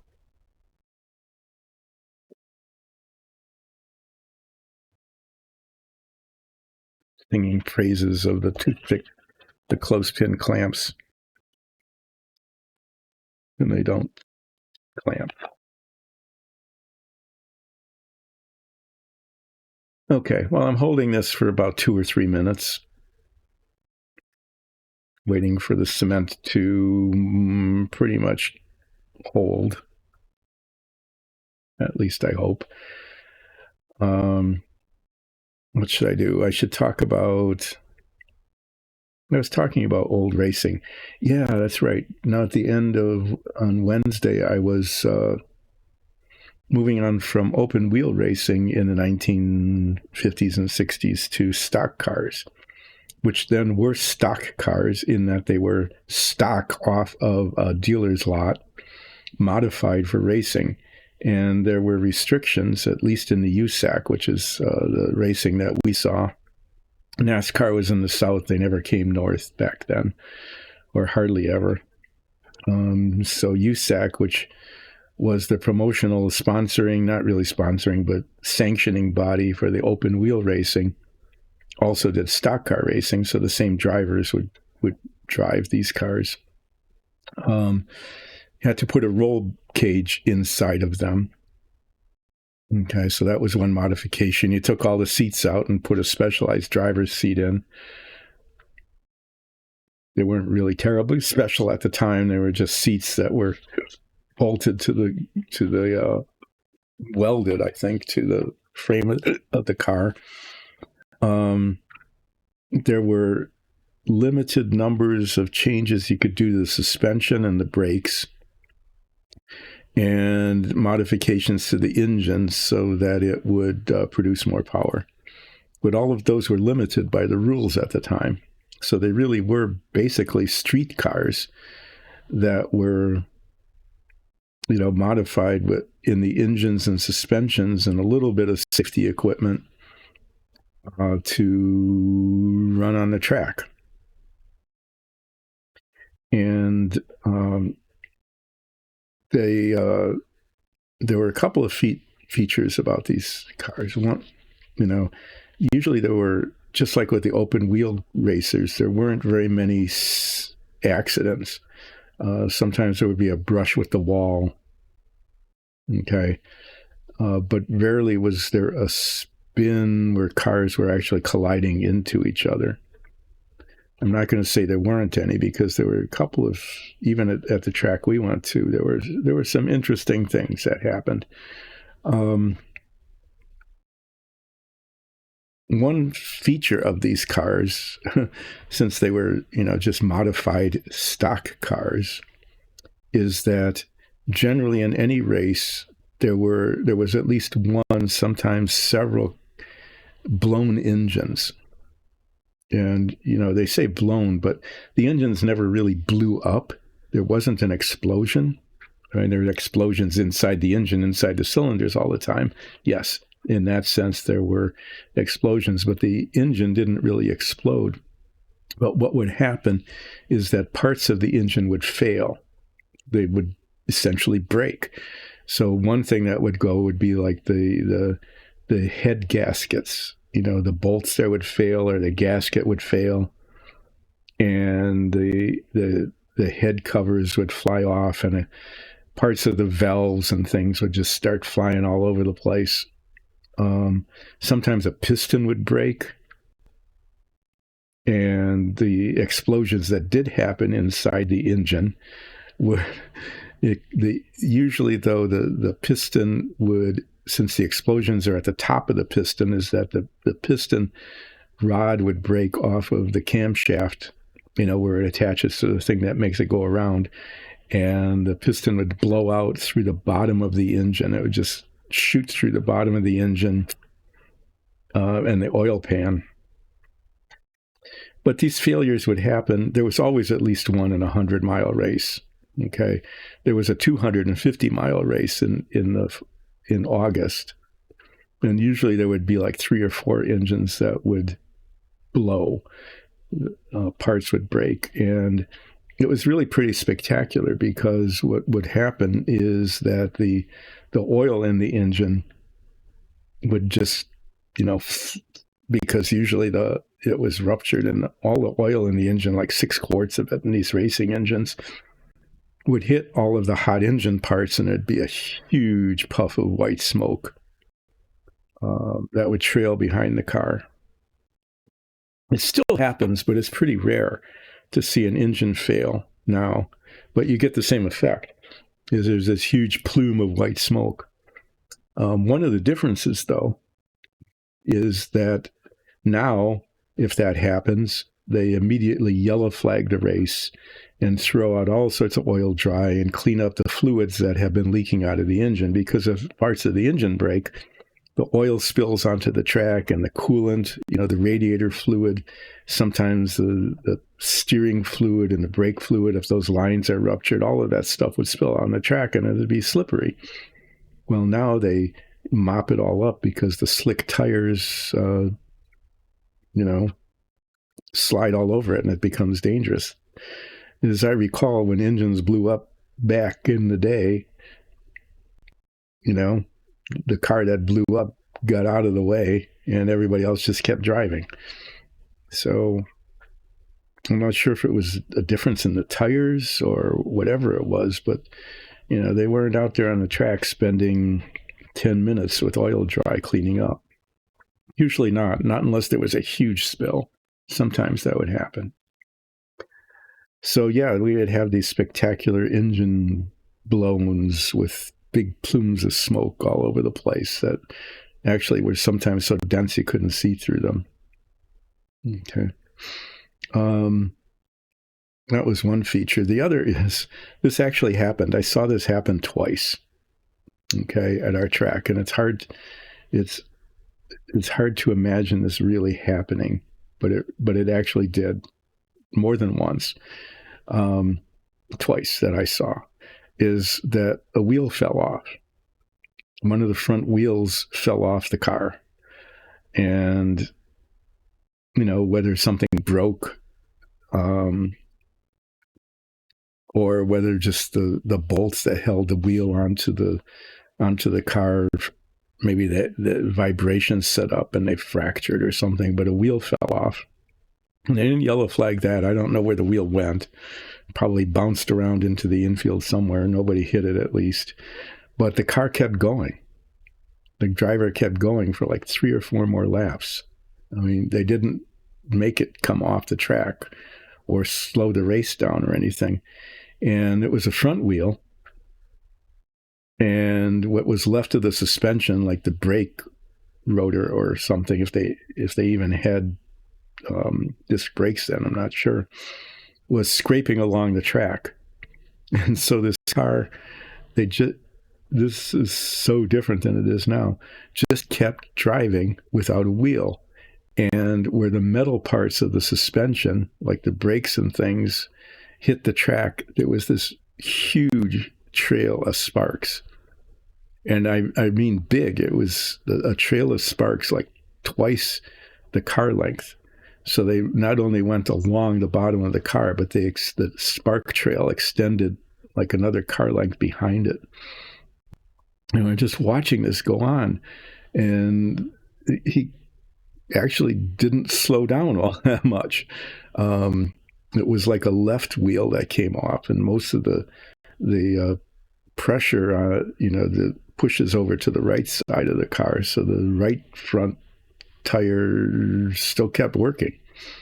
And I think I'd mentioned that with the open wheel racers, sometimes you could see that the left front tire actually came off the track while it was making the left-handed turns on the turns of the oval. Well, this stock car did that, and just trailing this whole series of sparks, and we're all going, this is not a good idea. There's a gas tank back there, and these sparks are hot. But I remember it went on for probably like 5 or 6 laps, which are miles each lap. It was just insane watching that happen. Now, this, I'm not really sure. I think I remember this, so I'm going to tell the story anyway, but this might not be true. I think one of the times when the left front tire wheel came off, because I saw this happen twice during the times I was watching the races, I think actually the other front wheel came off one of these cars, and that the car was driving at least a lap or two with both front wheels gone, with these huge long trails of sparks. I think that actually did happen, but again, I'm not going to say for sure. That my memory might not be right about that. But the one wheel coming off with the trail of sparks, driving around and around and not coming off the track right away, just a thing that really did happen. So the other thing at our track is that, there was a crash barrier, a wall that's about 2 feet high, okay, concrete wall all the way around the track. My fingers are getting really tired of holding this, so I'm going to end soon. So there's this concrete wall. It's like 6 inches thick that goes all the way around the track, and the idea is that if something hits it, it keeps it, on the track, right? It used to be, and you'll see this if you see pictures of old racing, especially in the 1950s, maybe even up until the early 60s, is that the barrier around the track was the same as the guardrails that you see on the highways now. That kind of corrugated, galvanized kind of steel. Is they would put that all the way around the track. There would be 2 of those high. Okay, and then those were replaced eventually by concrete walls. Along the front, where there were spectators, okay, big important safety feature that came out in the 1950s is they put fences up, big, like 8-foot galvanized steel fences, just regular fencing. And the idea was that if there was an accident on the track and something went flying off the car, that the fence would catch it and it wouldn't go into the stands. And the thing, sometimes, especially with the open wheel racers, sometimes a wheel would fly off if there was a crash. And there were instances where the wheels would fly into the spectators, and it's moving fast and it's heavy, and there were instances where people were injured and I think even killed by like a flying tire. So they put fences up, but they didn't put them up all the way around the track. They only put the fences up where there were spectators. And so this actually happened while I was at a race.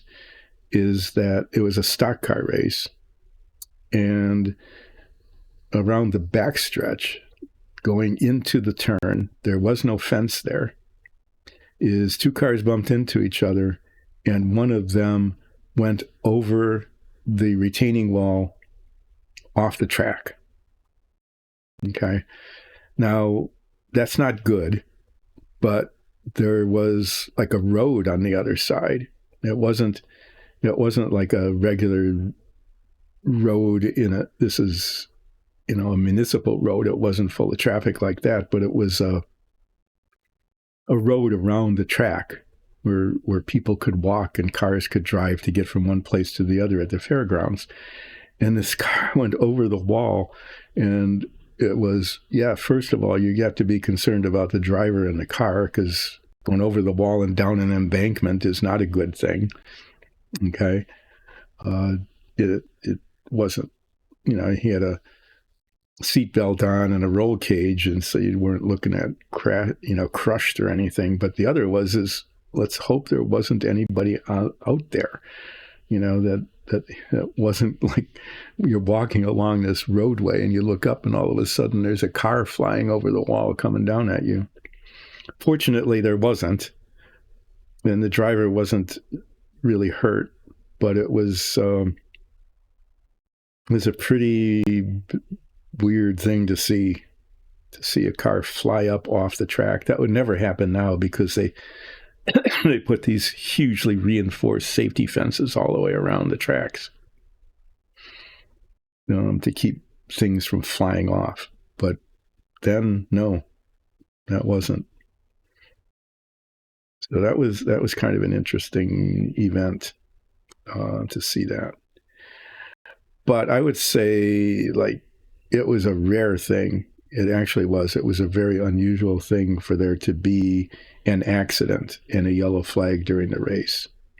We'd come home, any accidents? Nope, no accidents. It was like people were disappointed in that. I don't know. If there's an accident, the racing stops, and then they're not racing anymore. Accidents miss the point of racing, which is to race other cars, not just to go in a single file line at a reduced speed. So those are some actual real vintage racing stories. Okay, this is about as good as I can get it. I wonder, I used to have rubber bands.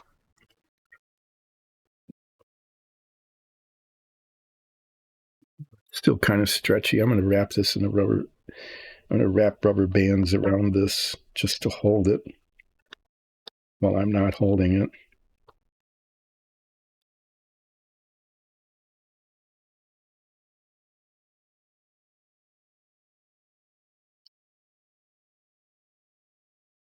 It's not terrific, but it's going to keep it from shifting around and moving and things. So there. It's not a bad thing to do this. It'd be a good thing to do this. Yeah. Yeah. So you can see the lines where the parts come together. That's where I'm going to do the filling and the sanding to try to make those as invisible as I can. So this part can go in process box here. I'm going to now do my touching up here. Place I don't lose it. Put these aside.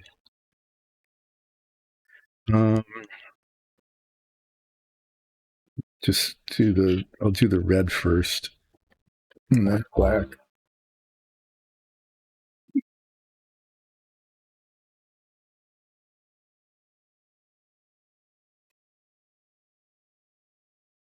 During the time that I was watching races in the late 50s and early to, probably up through the late 60s, hardly ever saw any crashes at all. There was one race that I was not at. Okay. Uncle and aunt were at it. I don't know why we weren't at it. I don't know why we didn't see that race, because we usually saw, I think there were like 4 races a year at our track.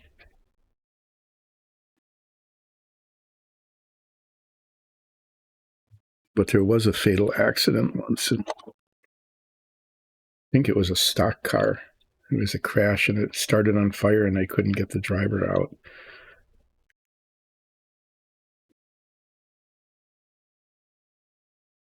That was a not good thing.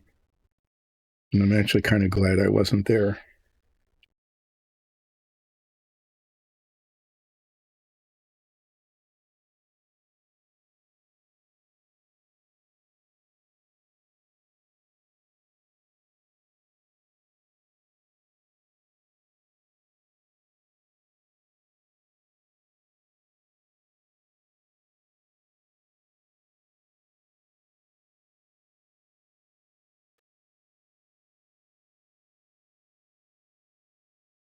Sorry, I was doing this little detail painting stuff again and just had to stop talking. Once I got the red paint out, I'm just checking. So there's this black spot there and a black spot there. 2 little spots, 2 tiny little spots where I need to put some black paint on. Little spots.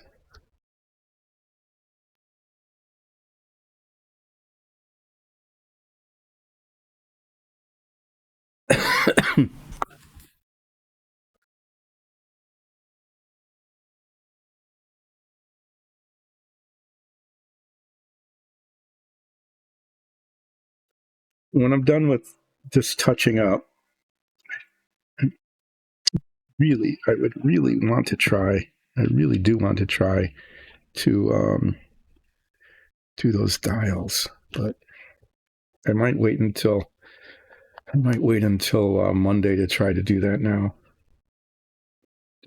I'm going to kind of let this be.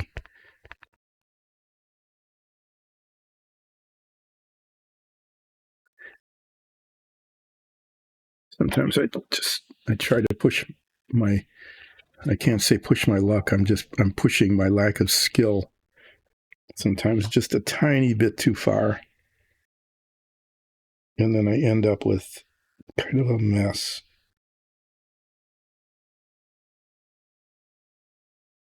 I don't know if you can see it, but there's just a little tiny bit of the silver paint that got onto where I want the black paint.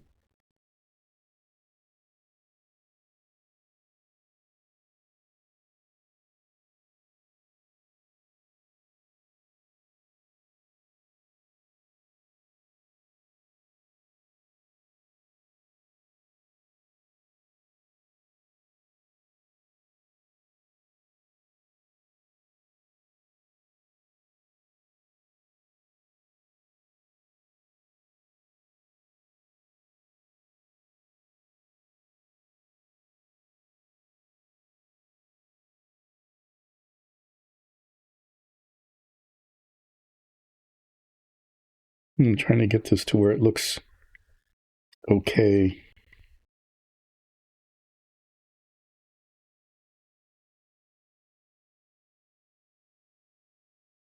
I'm getting too silly about it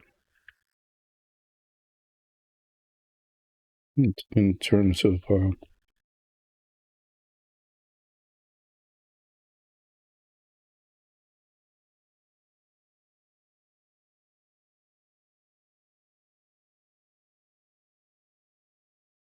see, trying to fix that.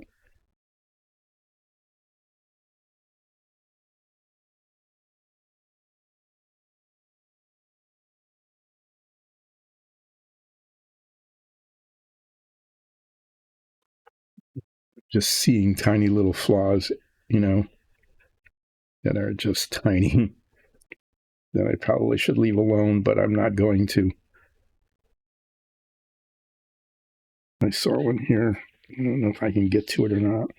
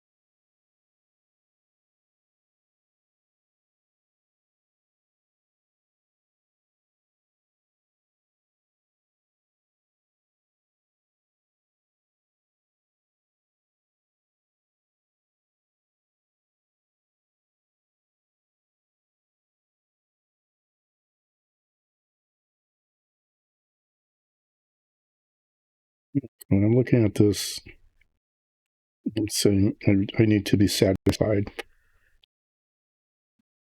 I need to be satisfied with how this looks now and just move on. Bumpiness and all.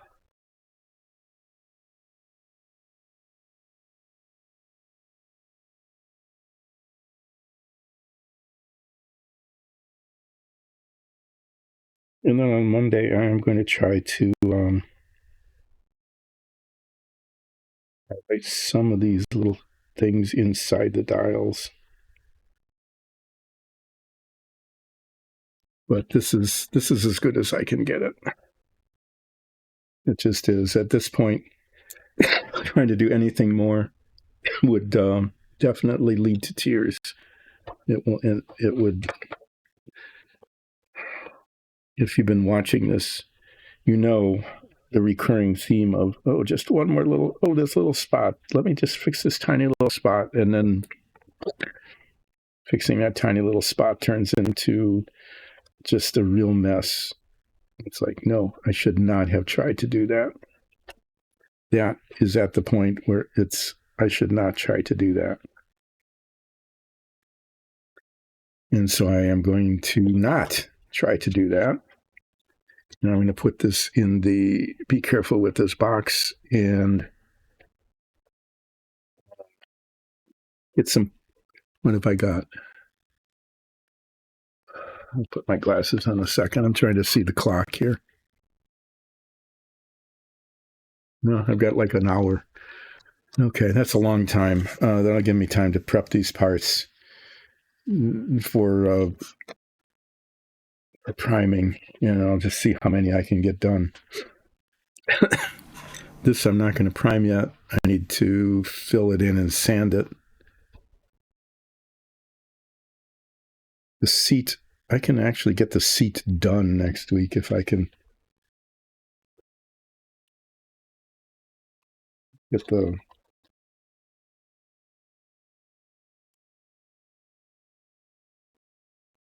$100 and some $800.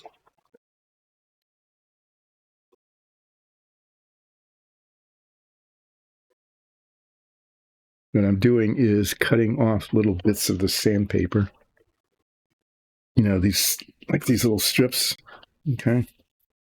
so that I can clean up the edges. And I use 600 and then 800.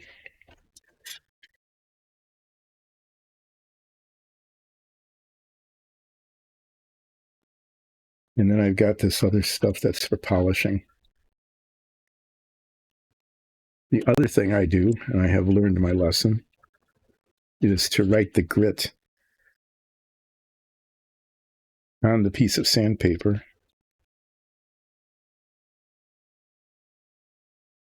So I know what I'm working with. Why did I write it twice? Because I'm cutting these in half.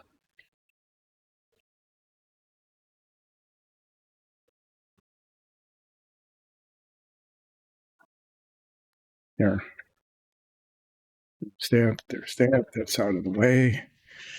I like to use the finer grit because it doesn't leave scratch marks. Sometimes I need to use the coarser grit, even 400 sometimes, like I probably will on these.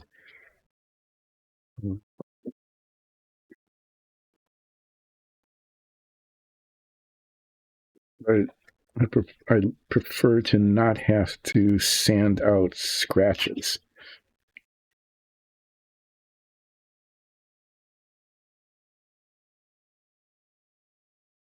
Now here you can see a little white line along the bottom. That's just excess plastic that oozed out of the mold. And what I want is for this edge down here, because there's a lump here where it was attached to the sprue. What I want is that whole thing to be a uniform color. And when that happens, that tells me that it is even.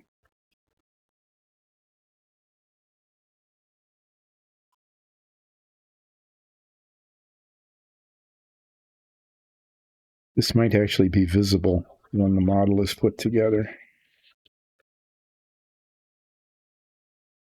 And yeah. So when I looked at pictures of the car,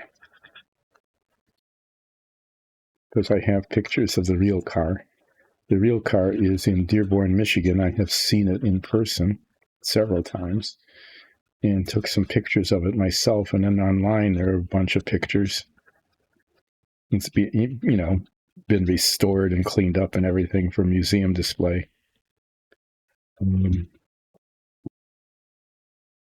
Is the seat is actually red. It's the same color as the instrument panel, except, and I'm going to try to replicate this, right up here on either side are black raised. They're actually raised bolsters, kind of like a little bit of head support. Not much, but a little bit. There's black circles there. I think I have some pictures handy. I might pull them out and see if I can show them to you. It's really kind of interesting. Probably should have used the coarser grit.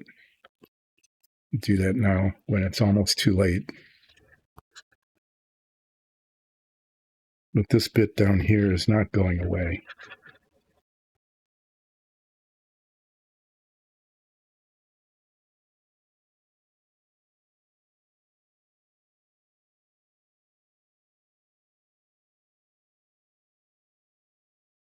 Now I've got this side. You can see it's a uniform color, but you can still see the difference in reflectivity there.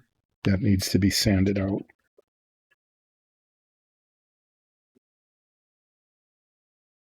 So just keep at it until it's gone, until it's a uniform color.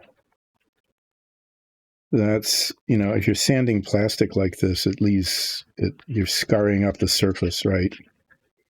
And so it's not shiny, and there's usually some sanding dust on it, but that's how you can tell when you've got the surface smooth, is that it's all one uniform color and you don't have any shiny spots or whiter spots. The whiter spots mean that it's kind of a raised surface, and the shiny spots means that it's a surface that's below. And when it's all the same color, then it's all the same height. The surface is even.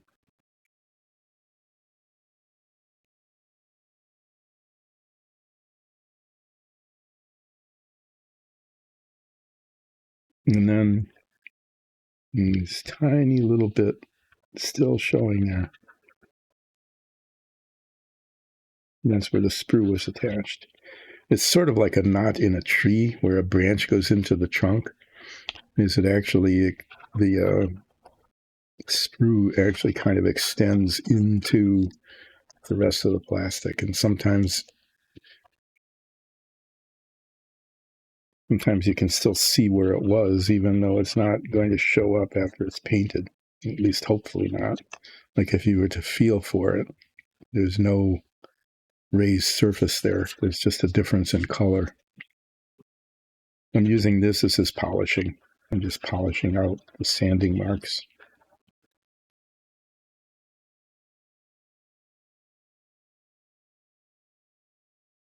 Right. And then go back to the 800 here, and there's just this ridge of plastic all the way around the edge where it oozed out of the mold.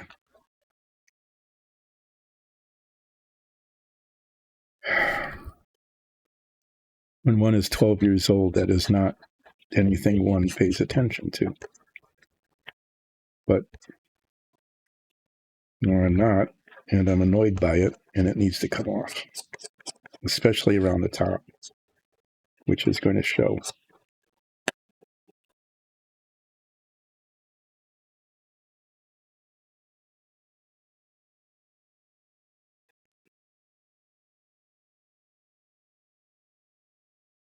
So this edge here, where it's most prominent, is really high up. There's a lot of excess plastic there. As I'm sanding this, you can see it. That has to go away. I probably could use the 600 grit on this, and it will go a lot faster, or even a file. I probably should. And then just polish it out. But I'm not. I'm going to use this and just take my time, and I still have to polish it, but not nearly as much.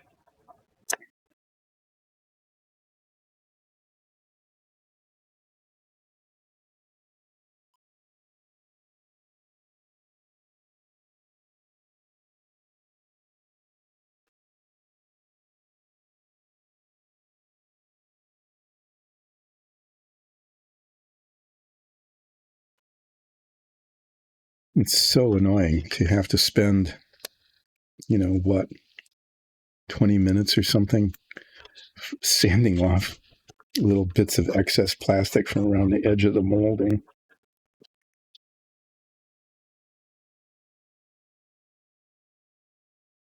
The people who are really good at this kind of modeling, they probably have like little miniature oscillating sanders or something, and just go bzz, and then it's done, and it's already polished and everything. But I don't have anything like that, so I have to do it this way. If any of you out there, are just doing basement modeling like this is how you're going to have to do it as well. If it matters to you that you want these little ridges of plastic to be gone so that they don't show after you paint the seat.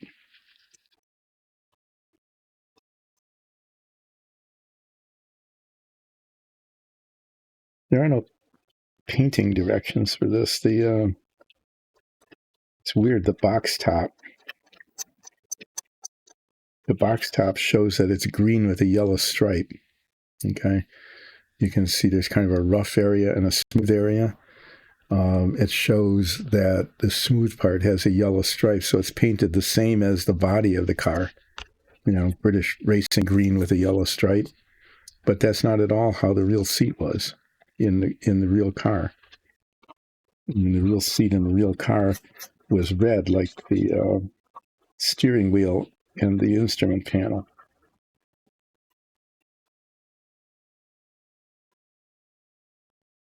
Like I said, except for those black bolsters, headrest kinds of things that I'm hoping I can show to you. I'm done with this, that I'm going to try to replicate. So this is going to be painted the same red as the instrument panel, except for those little circular things that I'm going to try to replicate, even though they don't exist on here. They don't exist on the molding.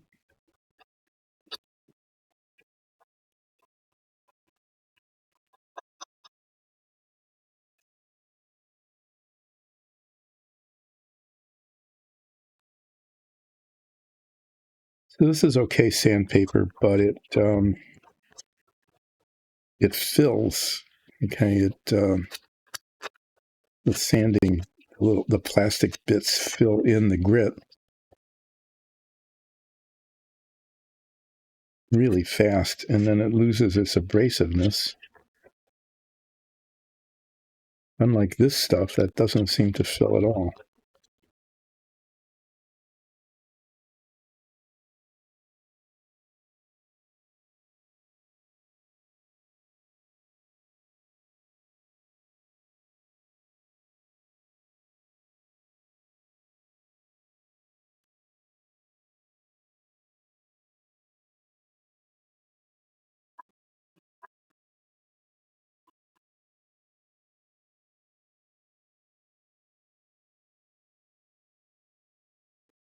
Well, those were I was telling some anecdotes about, watching races, the stock car races, the open wheel racing, that was the racing, because that was the stuff that ran at Indianapolis, and where the championships were. But the stock car races, I think in some ways were more interesting, because you had really cool things like engine failures with huge clouds of oil smoke and wheels falling off of cars and the driver continuing anyway with huge line of sparks, trail of sparks blowing off of the front suspension where it was scraping against the track.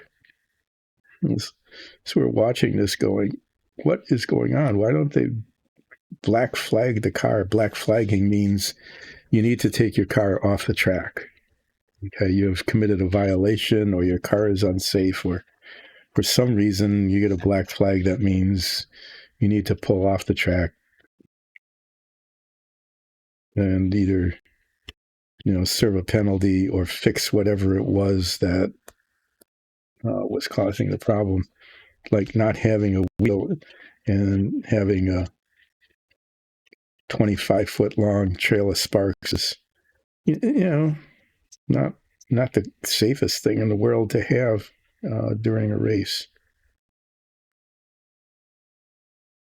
It was pretty amazing to see it happen.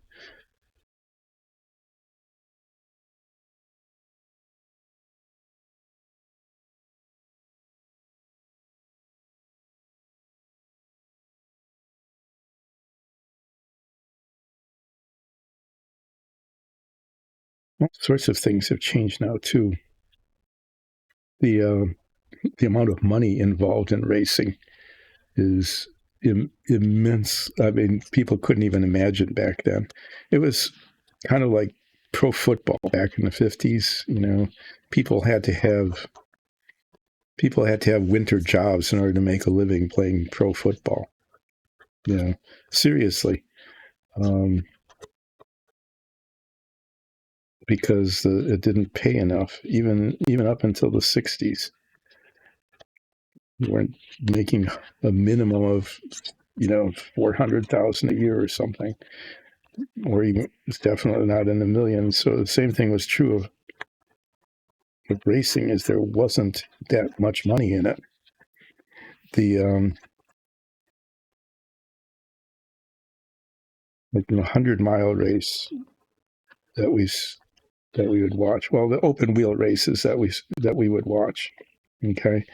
There was lap prize money, not just how you finished at the end, but whoever was leading a lap, all 100 of them,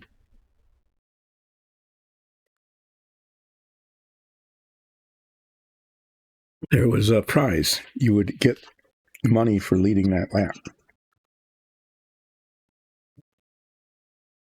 It was $10. Seriously, that was the prize. Is if you led a lap, you would get $10 for that lap. And the promoters of the race would go out and get all these local sponsors for lap prize money. So you'd have this big long list in the program. Laps 1 through 5, okay, would be a certain sponsor. $50 in the till. $50 was the equivalent of like 500 now, so it wasn't a trivial thing for a small business. But you would get people, sometimes even individuals, sponsoring a couple of laps. But the leader of each lap would get $10, and I think that probably you were looking at, I can't remember, so I'm just going to make up a number, but I'm going to guess that, like, for winning the race, he made $1,500. I mean, there was no money coming in from these races at all compared to what it is now. Which explains why it was all kind of primitive as well, because there wasn't a lot of money involved. Okay, well, this is ready to be primed. And then, as I said, it's going to be painted red. Let me see if I can find a picture of it. I had a whole bunch of pictures of the Indy, of this car. These are the ones I took. You can see the red instrument panel with the black dials. Yeah, here you can see it here. I guess you can see that the seat is red. And then on either side of the center, there is like a little bit of a raised cushion. It's maybe just like an inch or so to provide a little bit of side support. So for the most part, the seat is red. It looks brownish red in this photo, but when I've seen other pictures, it actually is the same red that I was using. It's kind of a bright color. So this whole thing's going to get painted red, like this is. And then I'm going to try to paint, it's going to be semicircles because for some reason it's not round here, it's cut off. There'll be semicircles of black, just to see if I can freehand that on. If I were a really super modeler, what I would do is I would remake the seat so that it was more authentic. But I'm not, so I'm not going to. I'm going to work with what I have as much as I can. Okay, so this can be primed. I can put this there. That's going to be the to be primed part.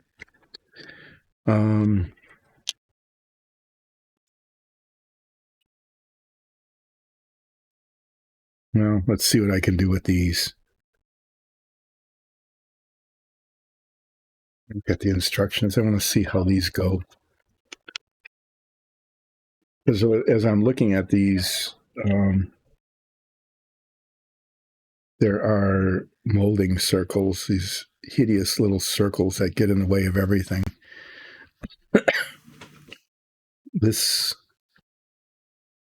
Wow, it is really hard to tell how this is supposed to go together.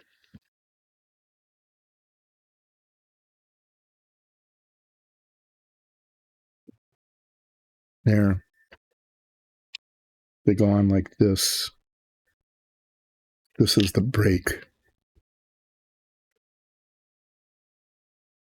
The spring attaches to this hole up here.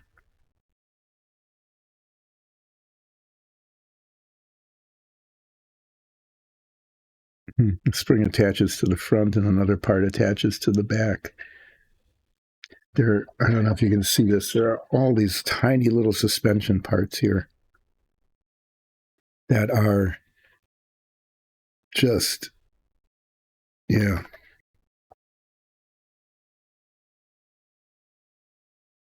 Really hard to see how they fit together.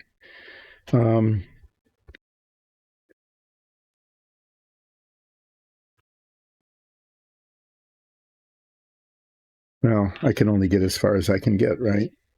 And what I was thinking, not out loud, but quietly to myself there, was that what I'd like to do is to get the springs prepped for priming. And maybe there's still time to do that. Why? Because it's going to be a multi-coat process to get them to look good.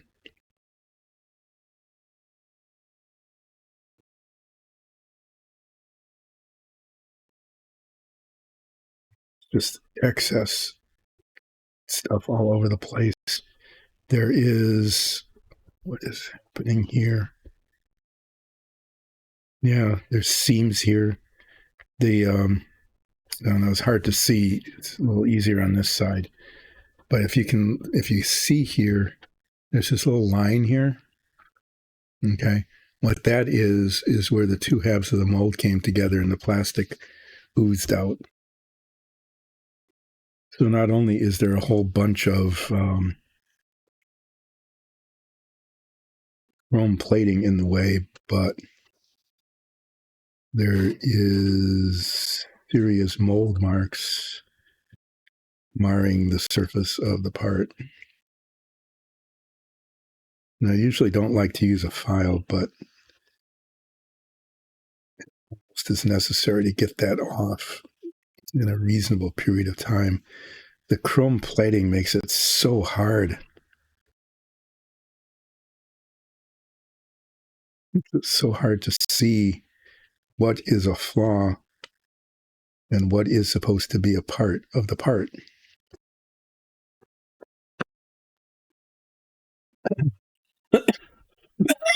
Oh, excuse me.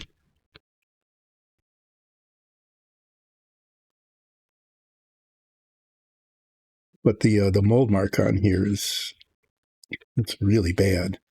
The parts, this happens with some frequency, is that not only does the plastic ooze out between the two halves of the molds, but the molds don't always line up. And so one side is offset compared to the other. That's kind of what's happening here.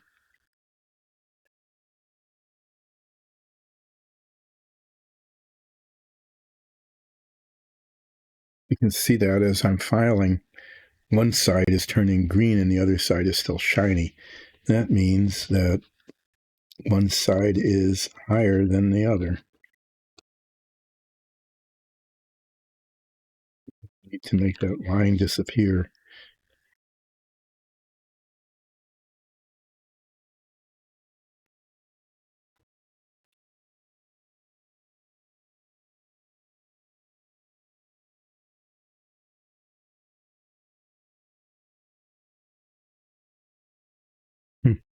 Yeah, these parts are really bad. They're a highly visible part, but they're very, very badly made. And the sprue is attached to the round bit here, which distorts it significantly. I'm taking a lot of this chrome plating off where I can because it gets in the way of everything. It keeps the paint from adhering. Okay. It gets in the way of the parts fitting together.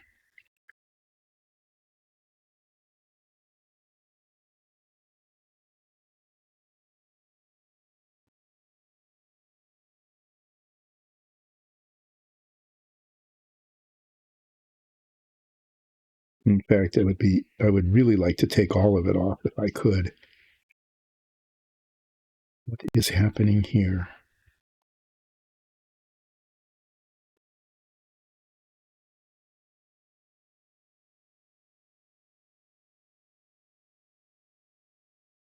I have to look at this through the head magnifier. I can't tell if that's supposed to be a feature that needs to be preserved, a little detail feature, or if it's just a lump of plastic where it shouldn't be.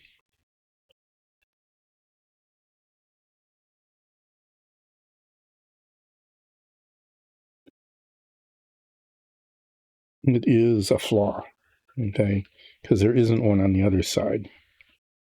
There is just the misaligned.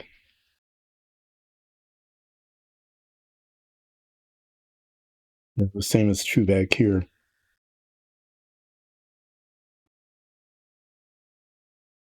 This is a lump of plastic here. These parts really, really suck. Wow.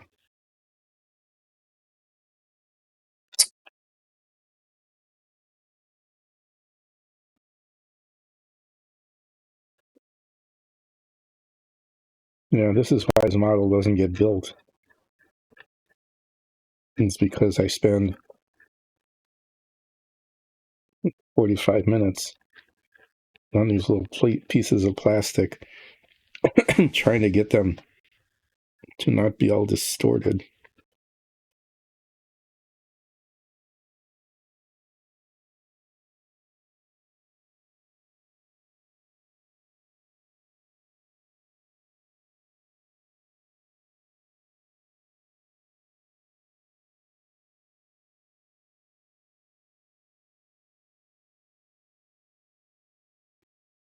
Shiny spot here. It's just a flaw in the plastic.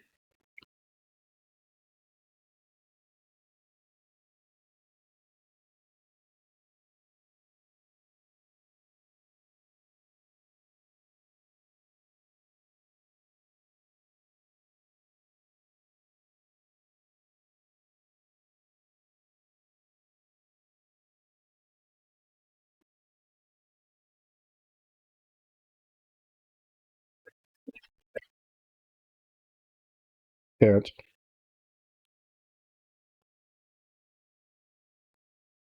far as I can tell, is a flaw in the plastic. I'm going to just scrape off almost all of this chrome plating on this.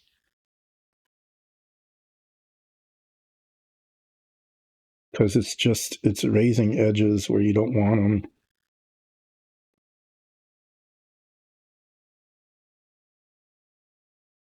And like around here, just, wow, just awful. Okay, this is going to take a lot of filing and sanding here.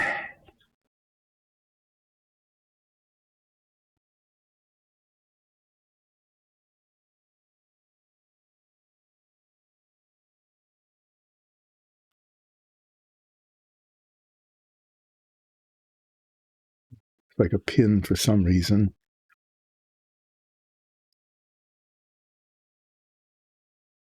You can just see this. You can just see that there's just like this big divot here.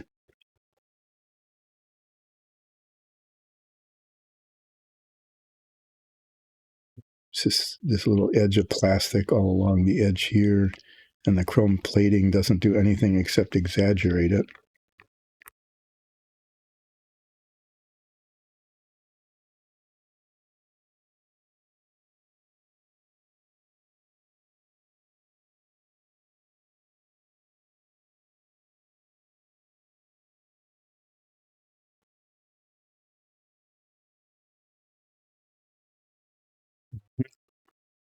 Yeah, well, they spent time and money creating chrome plating, and I'm spending time, not money, pretty much getting rid of it so that the parts fit, and when they're painted, they look okay.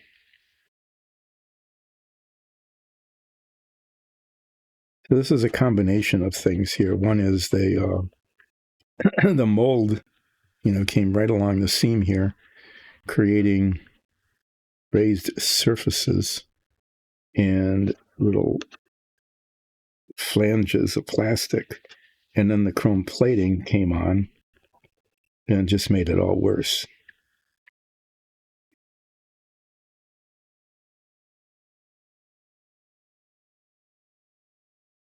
And the chrome plating seriously interferes with the painting of the parts. I'm not going to be able to get it all off, but a lot of it. Why it's important to keep it primed, because then even the primer doesn't adhere to it terribly well. And it makes for very uneven painted surfaces.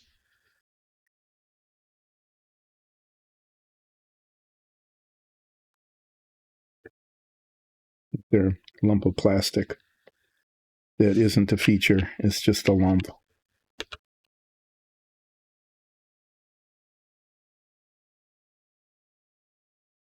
As far as I can tell, it's just a lump.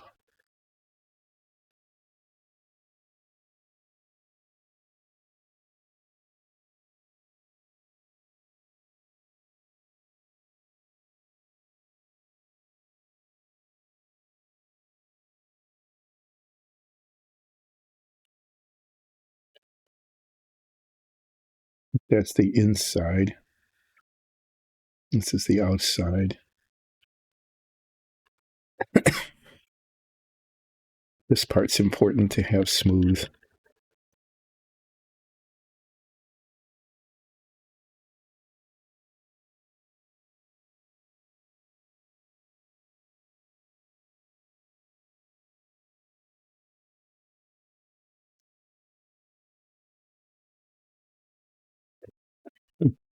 And that little circle down there is one of those flaws. Fortunately, the plastic is fairly thick, and I can file that out.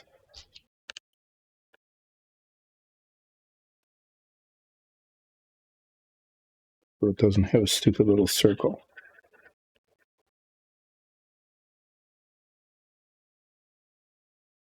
Doing some polishing on this as much as I can with my fine sandpaper.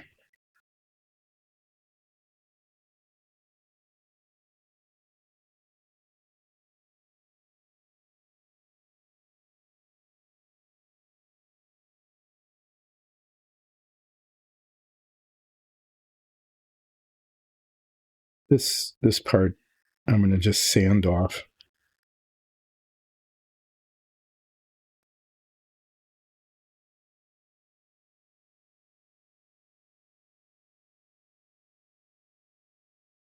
Just watching me do this for a long time just to get it actually presentable and hopefully usable.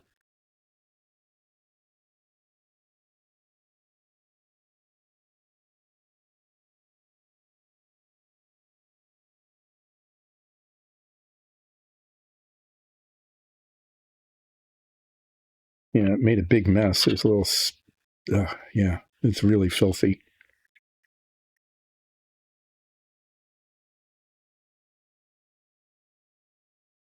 It's a little bump here. I don't know.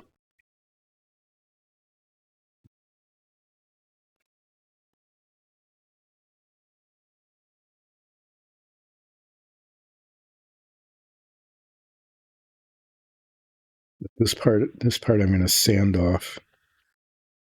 I want it to be smooth. It needs to be painted. The chrome is going to get in the way of the paint. This is higher than that, so I need to work around it and not flatten it out.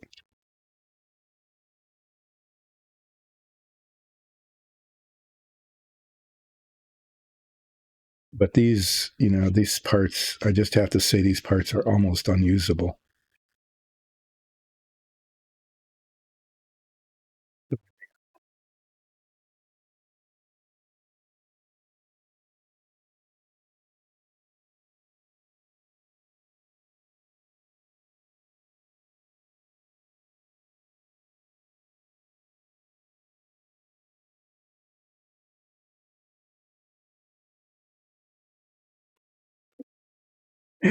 Well, there it is. You know, the woes of working with poorly manufactured plastic model pieces.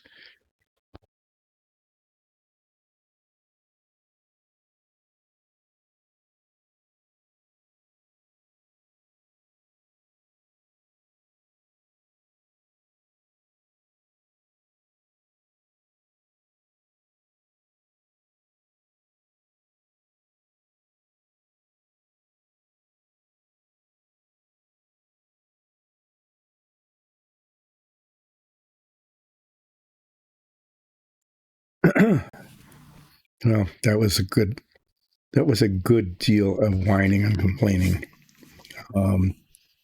which is a regular feature of this stream, because a regular feature of these models is that the manufacturing sucks. It just really does.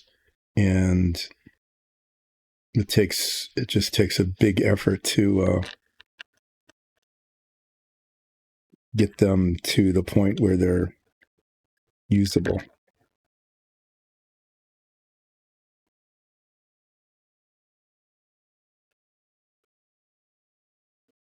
This model, double bad, because not only do you have parts like this where the two halves of the mold obviously didn't match up, so there's a big seam along the sides of everything, right? Not only that, but then they chrome plated it, which makes it even harder to see it and messier to clean up and harder to paint when the time comes to do it. But boy, at this point in time, chrome plating was a thing. There was, it really, yeah, actually, it was kind of I really liked the model at the time. I thought it was pretty cool, even though it turns out that it really wasn't. Is the P-51 Mustang. Okay. They made a P-51 Mustang that was chrome plated, the model. So it was like a 1/72nd scale, not a 1/48. It was a fairly small one. But the whole thing, the whole body of it was chrome plated. And I thought, wow, that is like the coolest thing ever. Is this bright silver Mustang. It wasn't. The thing with that is just like with this, if the parts didn't fit really well, or if your cement kind of oozed out, it just destroyed the part. There was no way to build it without cement marks and gaps and everything like that. But I was like 11 years old or something, and I put it together, and it was silver. I had a bright silver Mustang,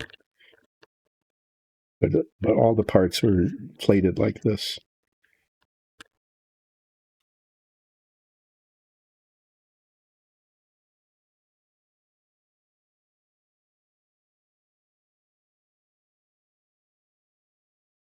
Didn't know any better. Shiny, very, very shiny Mustang.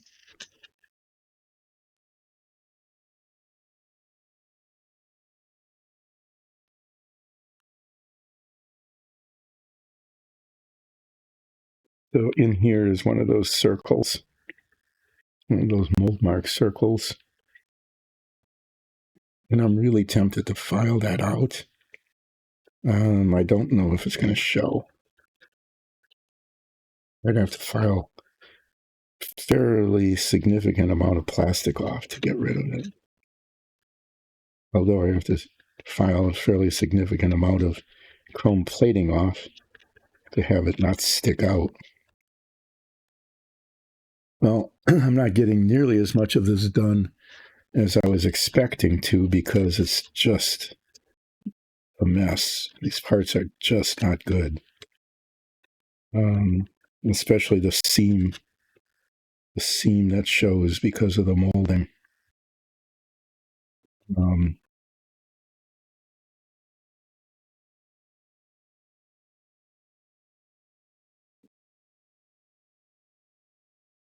And the chrome plating, that makes it even harder to see what I'm doing. And makes a mess.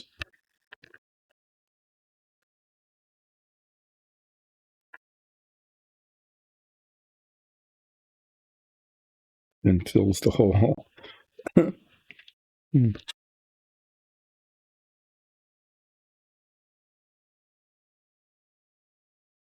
But I got the instrument panel done to a satisfactory, if not perfect level. At the respectful distance of 18 inches under indirect lighting, it looks okay. So that was an accomplishment. I discovered that my spray painting over yesterday turned out to be seriously flawed and needs to be redone over the weekend. I rediscovered just how much work needs to be done on these parts to make them usable.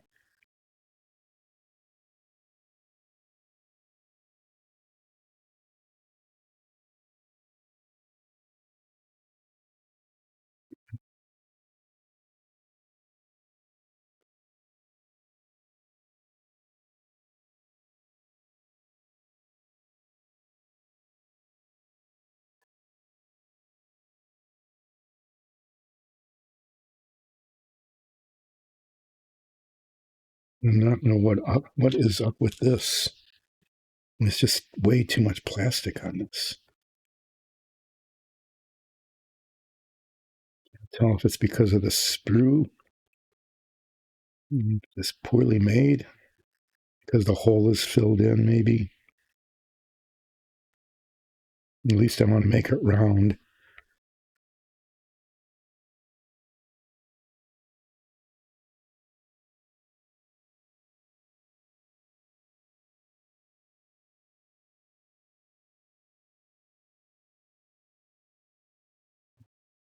Managed to create all sorts of little specks here.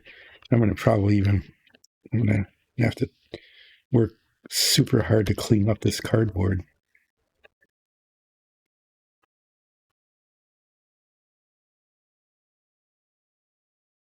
Spot here where the chrome plating kind of pooled up.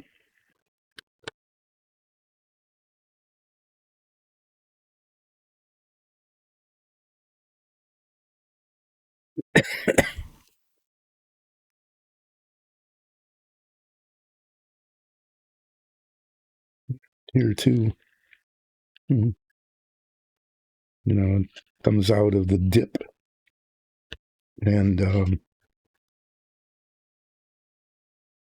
puddles up.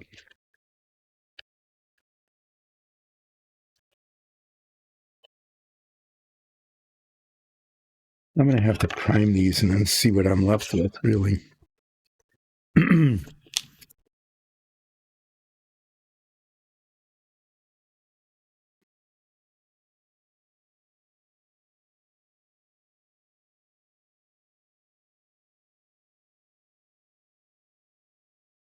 Taking the chrome off of here because the chrome is uneven. You know, I'm actually going to do that. I'm going to prime these, and I may end up having to sand them some more because sometimes after priming, flaws show up that you can't see otherwise, especially with the sparkly, shiny stuff, right? Sparkly, shiny stuff masks the flaws, and so I am actually going to prime these this weekend, knowing that next week, after they've been primed, I may end up spending, a fair amount of time, just like I am here, working on finishing them again, because I'll just see problems that I couldn't see otherwise.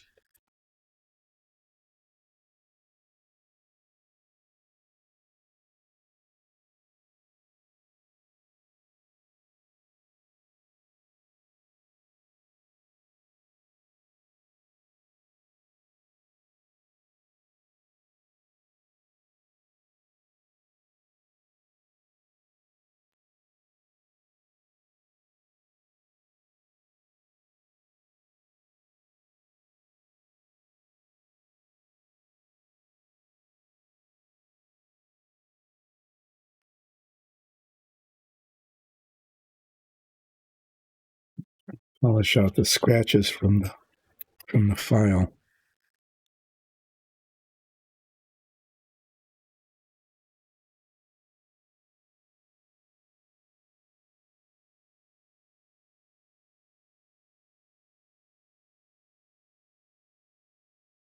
Yep. So chances are quite high that after I prime these pieces, I'm going to have to do a fair amount of sanding to make them usable.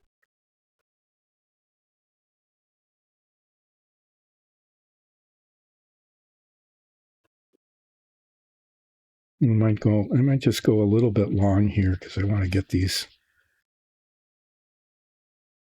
primable.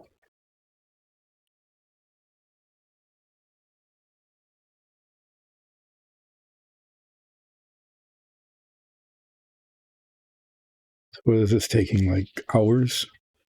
Hours of your time and mine to get these hopefully presentable.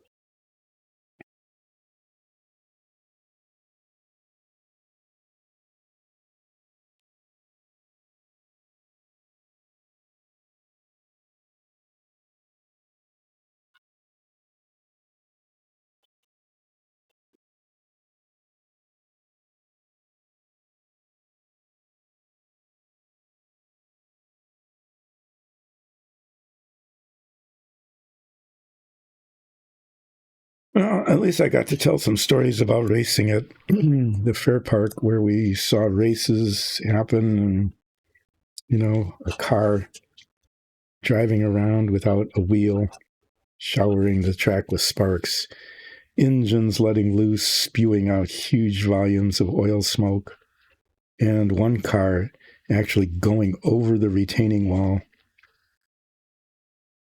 and landing, fortunately, on nothing on the other side. That was quite an event.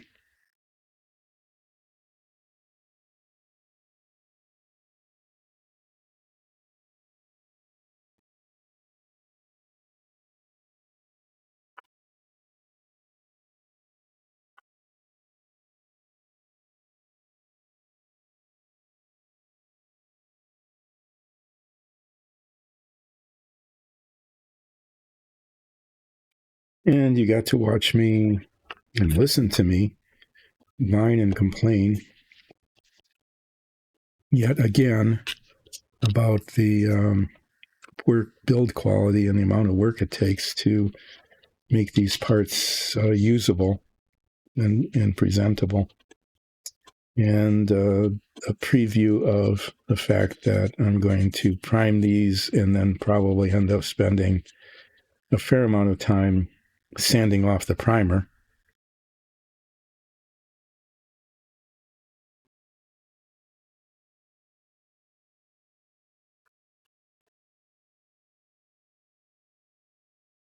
Really just need to make that go away.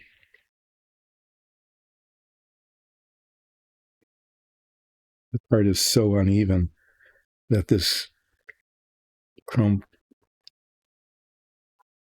I want this to look like that. The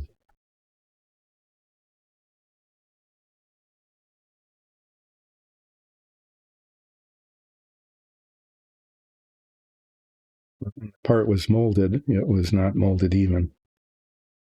It was molded with a divot, and the divot is filled in with chrome.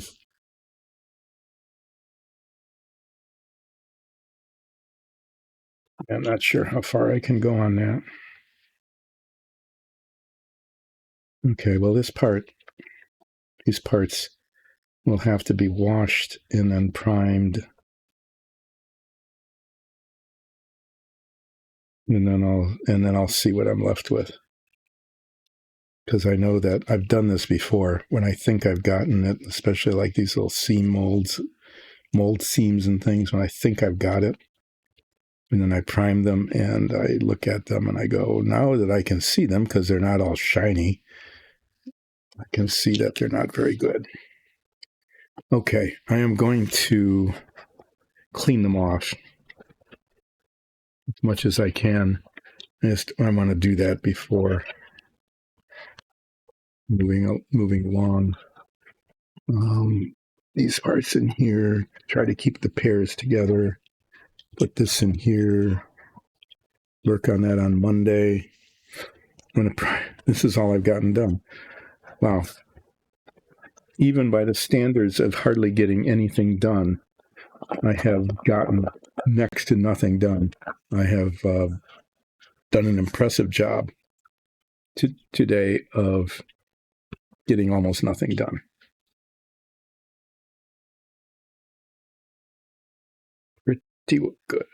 Pretty good work. I'm kind of curious to see what these things look like when they're clean and primed, and how much yet needs to be done on them to make them usable, because they're really, really bad. I'm just using some isopropyl alcohol and cleaning them off that way.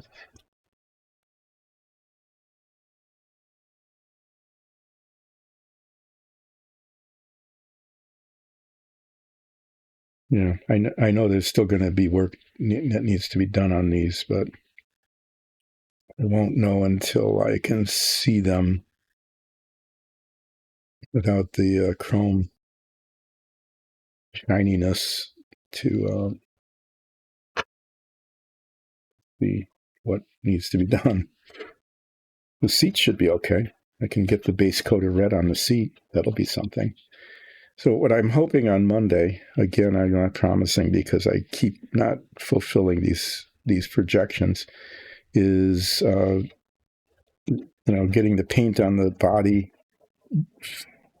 painting the parts that didn't get painted correctly, getting that done, so that I can do some of the assembly of the front suspension like I was planning on. I should be able to get all of this. I should be able to get these two steps completed, because all the parts are ready to go once this is adequately painted, which it isn't. All these parts are ready. They just need to be fit so that they all fit. And I'm starting to pull the parts out for this. I've got the hub carriers. That's all I've gotten done so far, but I did get these two done. These bits here are cemented together, and I'll be able to fill those in and sand them down and polish that. So just, I'm just going to keep plugging away at this, and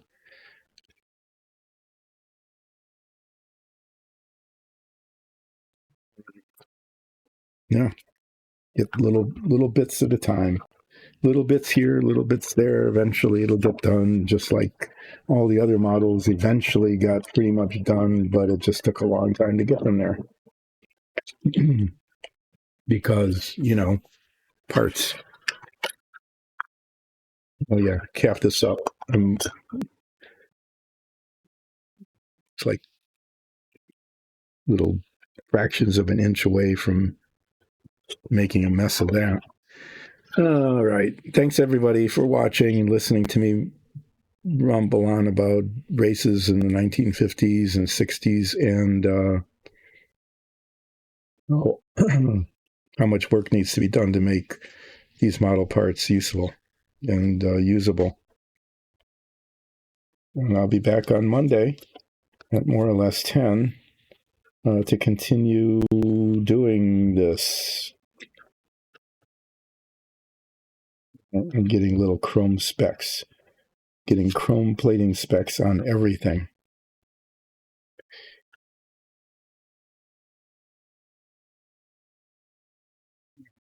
Yeah.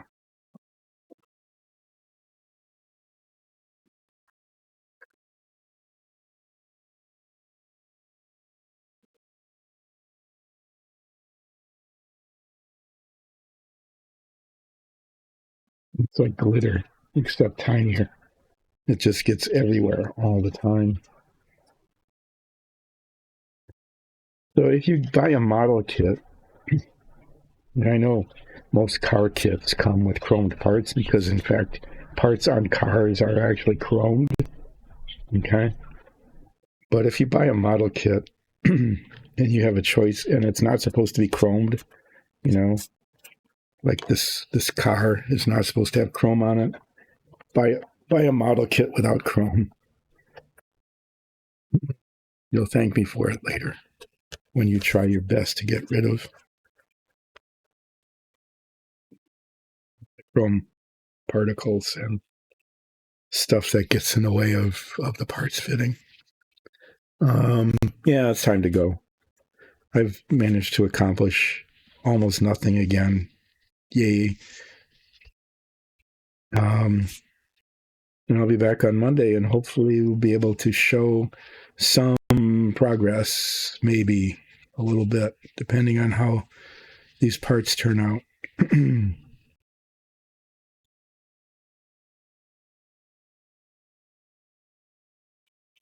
Wow. So much time, so little to show for it.